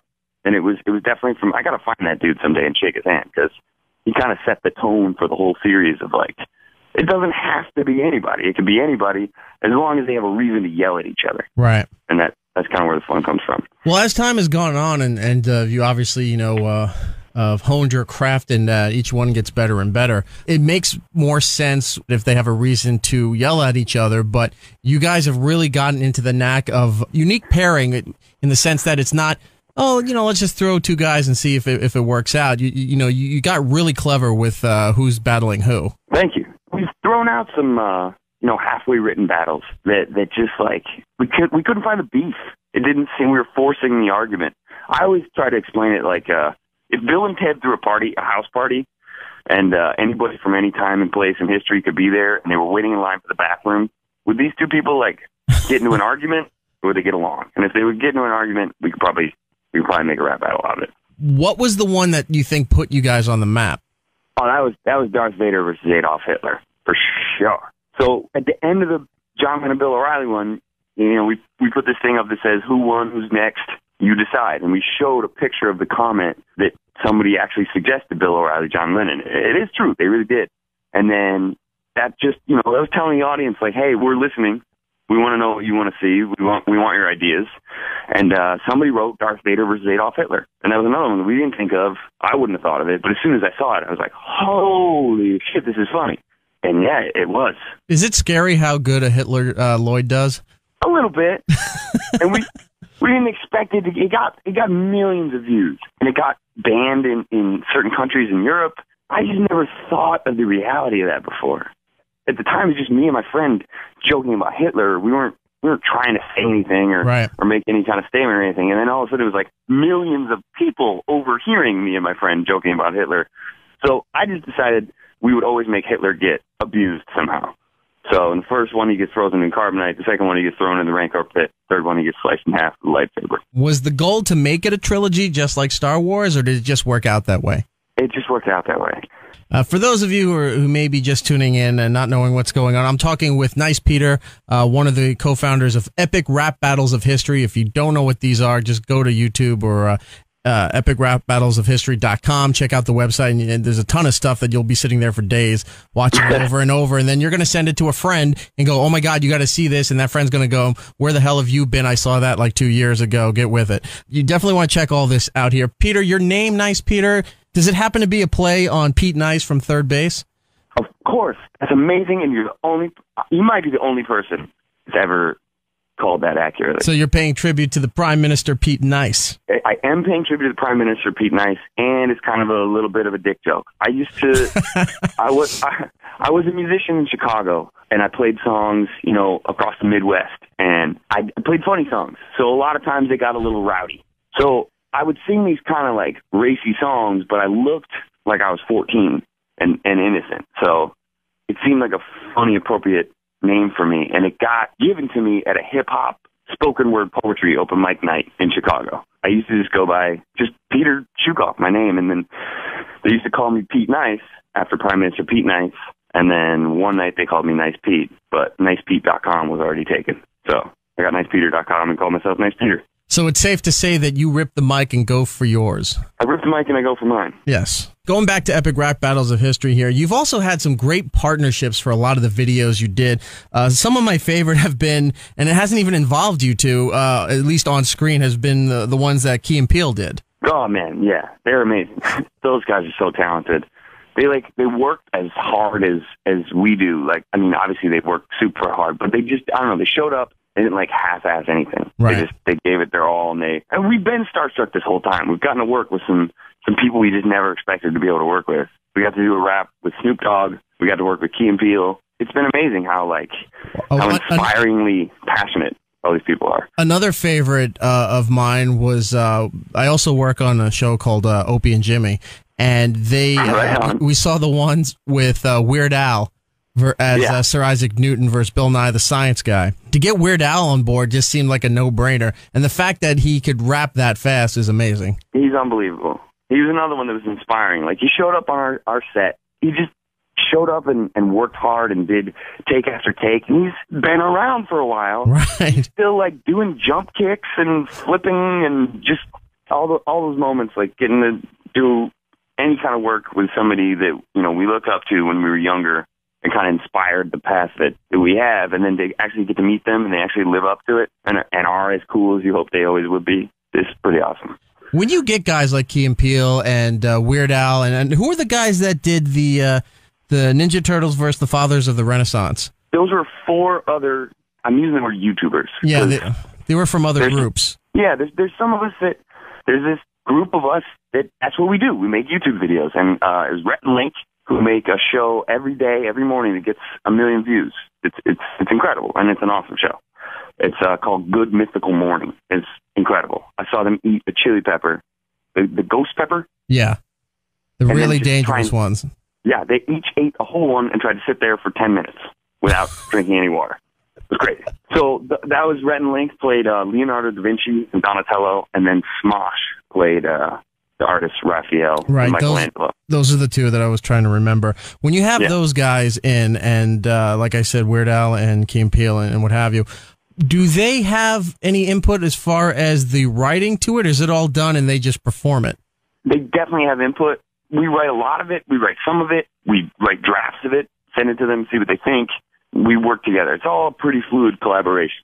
But we try to, if we're going to have a guest, we want to try to write something that fits within what we already love about their music, what we've already been inspired by. So it's fit pretty well so far. We've never sent something to somebody and been like, what the hell is this? There are people that have reached out to you that you never even thought of that want to be part of future projects? I've never expected to hear from you.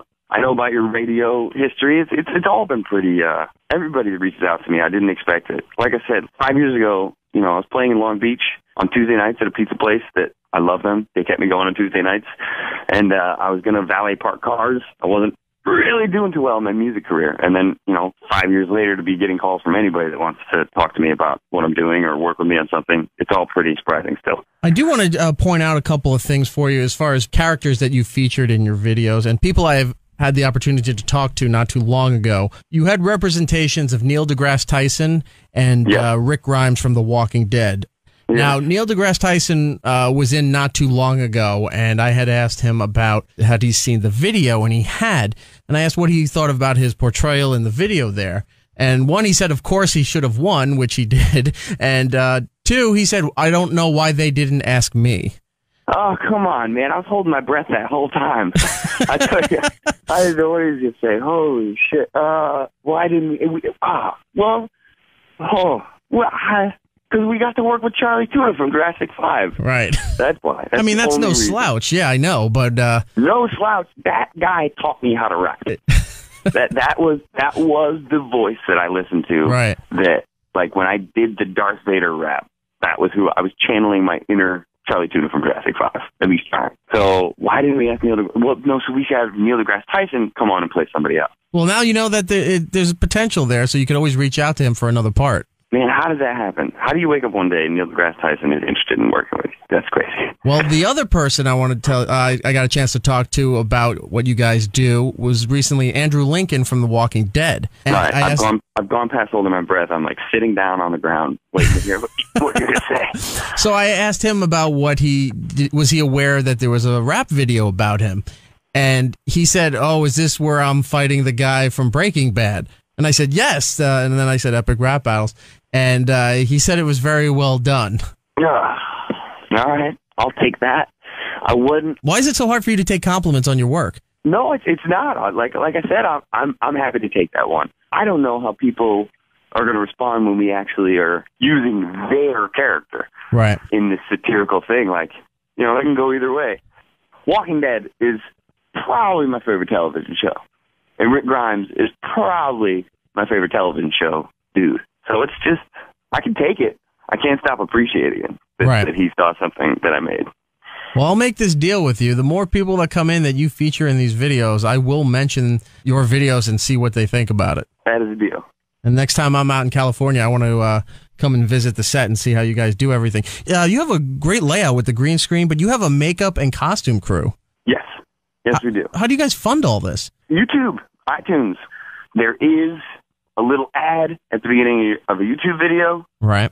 When you watch that, an advertiser pays Google some money. Eventually, some of that money filters into us and helps us pay for crew and equipment. And then we sell our songs to the audience. Now, you said John Lennon, Bill O'Reilly was the first one. Darth Vader vs. Hitler put you on the map. What do you feel is your most popular? The most popular, one of them just crossed 100 million views, and that was Barack Obama versus Mitt Romney. Wow. When that came out, it was on some Billboard chart. We were sandwiched between Jay-Z and then us and then Ludacris for like the most streams that week or something. And yeah. And you know their camps are looking like, what the hell is this shit? Yeah, I love that. That maybe has been what's helped us keep growing, is that something will spike and people go, what the hell is this shit?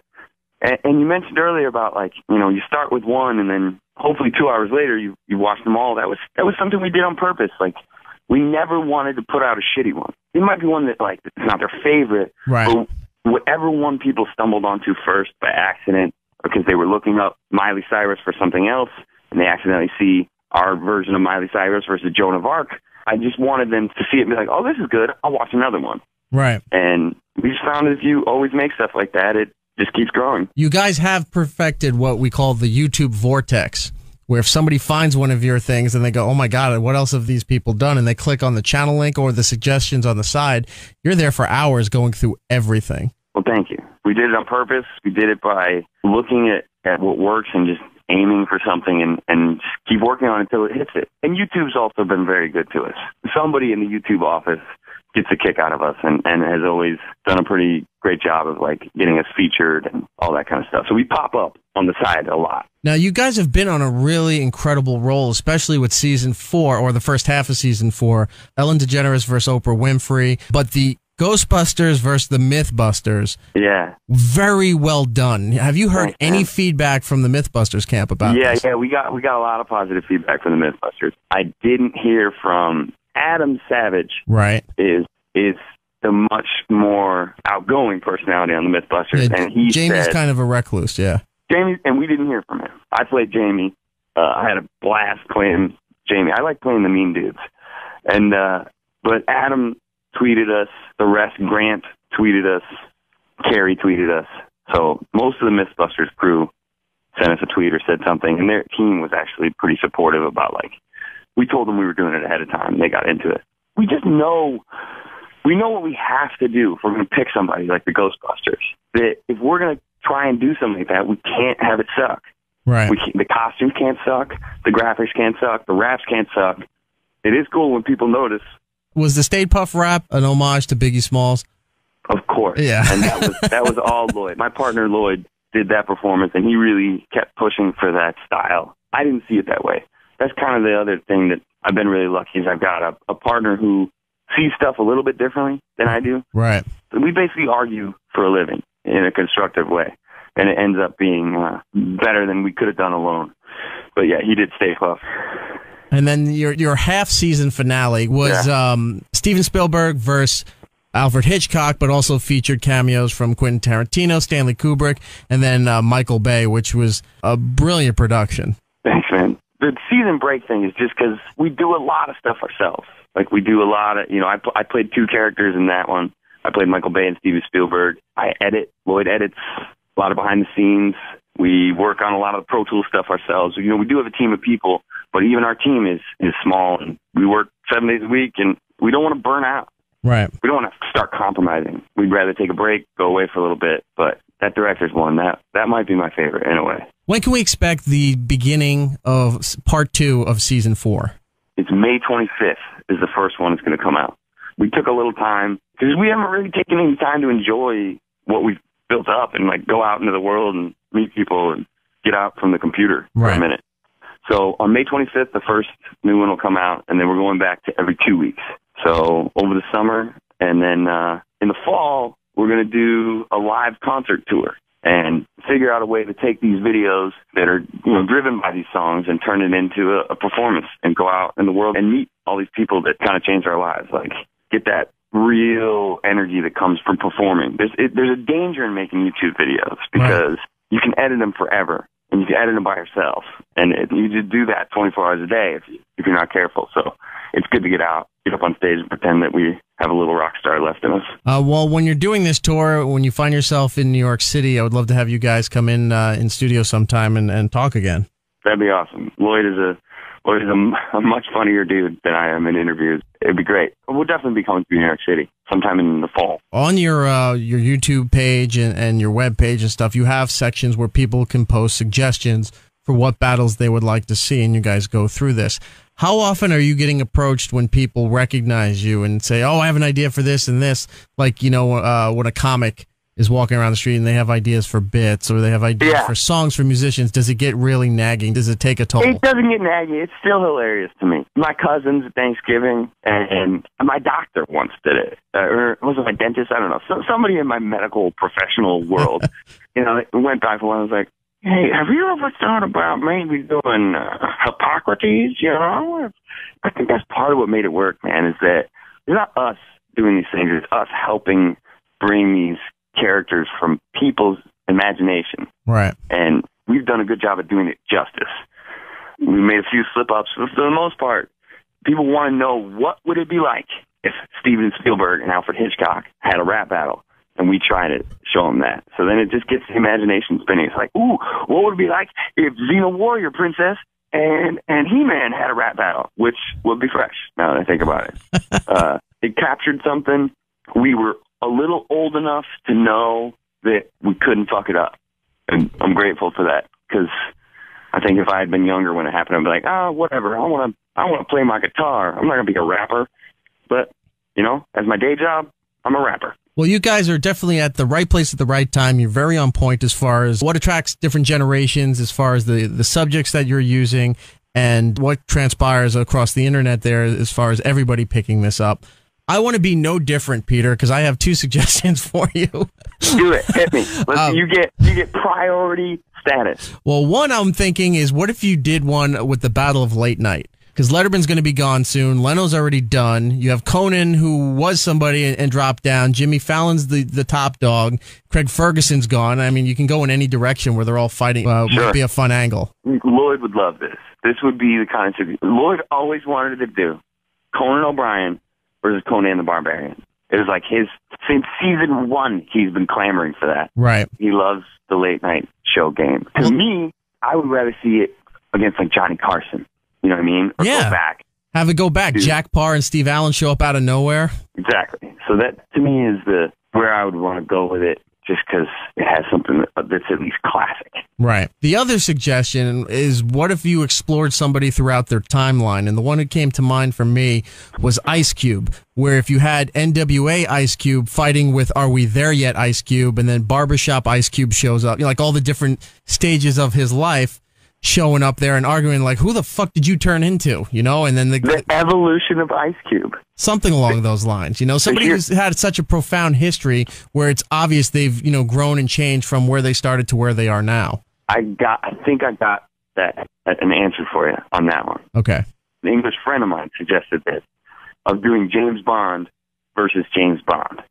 Oh my God! Perfect. Right? Yeah. Yeah. See, that's James Bond has so much stuff, and it's all so funny. And this is the style of the old ones versus the style of the new ones.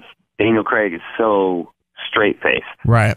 I don't know. It could be very funny. Everyone's always wanted us to do Austin Powers versus James Bond, but that's like it's already making fun of itself. Yeah. You can't satire. You know, if you're doing James Bond and just sitting in the back drinking tea as Johnny English, Rowan Atkinson, That's a little tip of the hat without actually having to do anything with him. That was another one. I really wanted to do Mr. Bean versus Charlie Chaplin and have the whole thing be silent and just see how you could do that. But that's almost just weird for weirdness' sake. Sometimes we pressure to hit a certain amount of volume of people seeing it or views or whatever, and it is nice to just throw that all in and be like, no, let's just make something that we think is very funny. What we're going to try and do these next 6 is just make things, look for suggestions that are just cool. Someone might not be the absolute most popular suggestions out there, but some real history, some funny battles, some interesting videos. That's what we're looking to do. There's a character getting suggested every day to us by the YouTube audience called Freddy Fazbear. Have you heard about him? No, I have not heard of that. It's a video game called Five Nights at Freddy's. It's like a Chuck E. Cheese. You're at a Chuck E. Cheese in this video game, and it's haunted. Right. These younger audience members are obsessed with wanting us to do Freddy Fazbear versus Chuck E. Cheese in a rap battle. So much so that it actually got me to check it out and even consider doing it. I've been talking with Nice Peter of Epic Rap Battles of History. You can throw a .com at the end of that and check out what they're all about. Also, go to youtube.com/ERB and subscribe there. They're just about to break 12 million subscribers. The videos are amazing. You're going to get hooked on it. You're going to send them to everybody you know.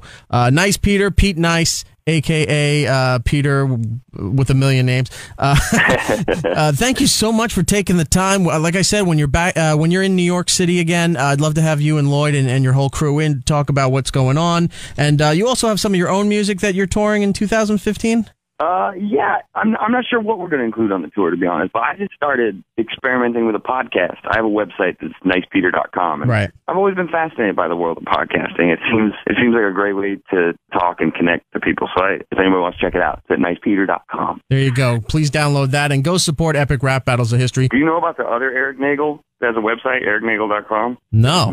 Holy shit, this guy is so dorky. I can't believe you've never found this dude. No. Because when I was just trying to, do a little extra research, and I stumbled on his website. I was like, this cannot possibly be the same guy. Nope, not me. I'm the guy, if you search on YouTube, I'm the guy who turned purple and almost died doing the Cinnamon Challenge. Yeah. I'm the guy who ruined a birthday party live on Fox News where I took the cake and slammed it into my face. Very famous. Read all about it. Love it. I was really inspired by the whole story, the whole saga of the Opie and Anthony story. Just like, I don't know, it seems like you guys were never afraid to kind of stand up for what you thought was right. It's amazing. Yeah, it's not, that's definitely, I grew up in Rochester, New York, so I have a total foundational connection to the East Coast. That's where, that's Brother Wee's territory. Yeah, absolutely. And was it Opie or Anthony used to work on that show? Opie used to work on Brother Wee's. Right on. Peter, thank you again so much. I'm a big fan, and thank you for coming on and taking the time to talk to me. Thanks, man. It's my pleasure.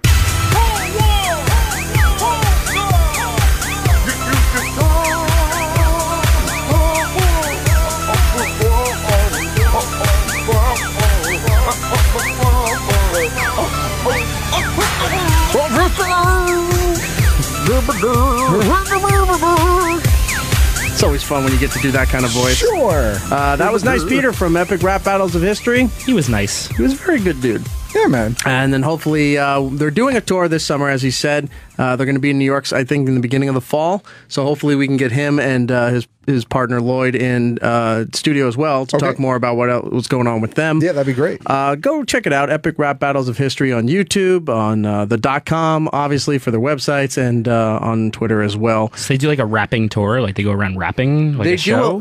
They're doing a live stage show of the battles.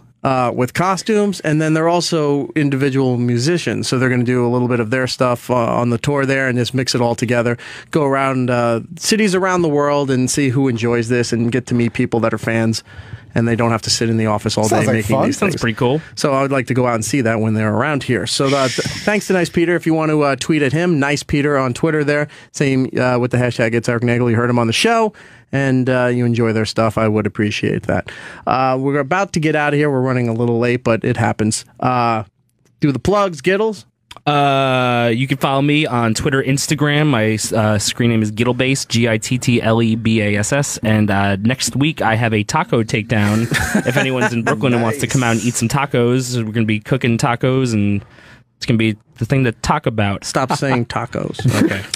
Taco too much. Also, I saw you tweeted something that you're looking at trying to get an Xbox. Well, I haven't had a video game system since GameCube, and I'm like, maybe I should join the new world here and play some cool video games. But I don't know what to get because I don't know. I played Super Monkey Ball, I get high, and I'm like, oh, I collect bananas. Like, I don't know what's a good system to get for When me. Giddles and I used to live with each other, we used to play that awful Mario game. Oh, Sunshine. Yeah, you played that. I just watched it and said, why are you playing that? Yes, it's horrible. But then they had Zelda Wind Waker. Windwalker. Which was awesome. Wind Waker, you were right. Right, Yeah. Wind Waker, which was awesome. Obsessive. I kept playing that until the end, and they just brought it back for the Wii U. So if you get a chance, if you have a Wii U or whatever, or maybe everyone's looking at me like, what the fuck are you talking about? I'll shut up. But go get that game if you got the Wii U. But you definitely should get an Xbox. Xbox, that's the consensus. I think the Xbox for a non-gamer, like I can have the most fun with an Xbox. I think you'll have an easier time with an Xbox than you will with a PlayStation, especially if I'll say you're a new gamer. Yeah, I think you'll have an easier time with the Xbox. All right. Do not get the camera. You don't need the camera. The Kinect is not. Yeah. This is how much I know about video games. I'm like, there's a camera watching me play video games. You know what you will enjoy? That you can talk to your Xbox. Oh, there we go. You can give it verbal commands to turn it on, change the channel. I'm gonna yell at it. It gives you suggestions. Lewis is giving the thumbs down on that. He doesn't like that. Why, Lewis? Come on, Lewis. I like that the controller has a little speaker with the PS4.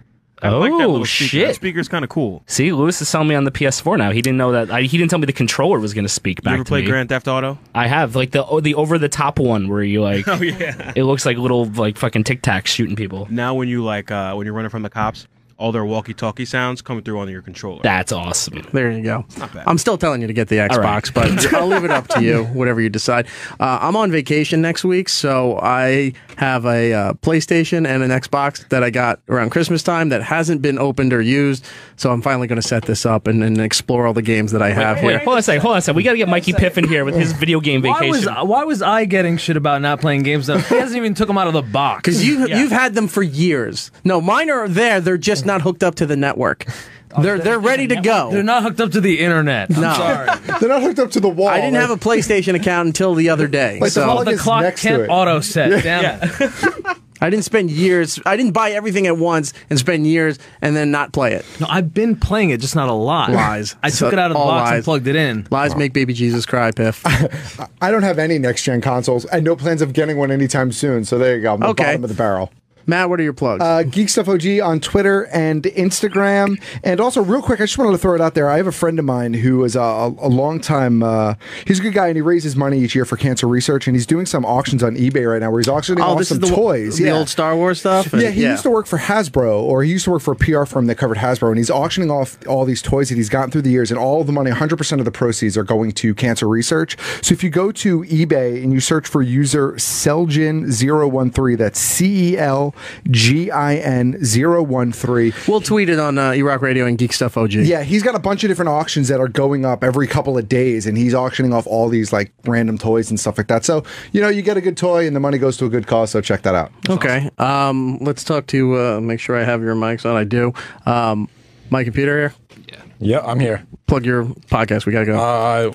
You tell the name of the podcast. They're panicking. We are the Audibly Exquisite Podcast. You can find us on Twitter at the Podcast. You can find us on Facebook at facebook.com/ Audibly Exquisite. You can find us they're doing individually. bits. They're pointing at each other. I gotta do it.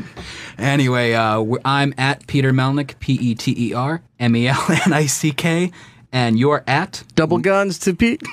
Mike _Noren, Noren. There you go. And Audibly Exquisite Podcast on iTunes. That's what you should have led off with. And then did all the Twitter stuff there.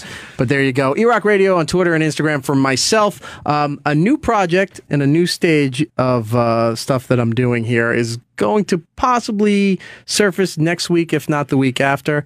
We'll start posting some teasers for it. Okay. So follow my Twitter and see what we're doing next. Well, that's really cryptic for Erik. Yes. That is. It's like, called I don't know what that is. I feel like I could figure it out. See, really here's fast. the old tactic of radio where you do teases and surprises to get people to follow along. But then you get nowadays everyone yelling, "Stop being so fucking vague," because then they're like, you're not giving exactly what it is to the moment you say it to them. Maybe you're teasing something to build up, some suspense, to build up some hype that people are going to want to follow it. Not just go, "Here's everything I do," and then everyone ignores it. Plus, with the vagary, if we never get to it, like a lot of things, no one will ever know. I know. We have this giant sheet here. We could just say that we got to it. Well, maybe we'll have to talk to Mr. Hughes about a third hour. Yes. All right. Anyway, and then also at the end of the month, follow us for that. We're going to be in Miami, June 25th to 28th at Florida SuperCon. Woohoo! And then 2 weeks after that, San Diego Comic-Con, which will be fun. All that's still to come. Thank you, everybody, for listening. Until next time, be seeing you.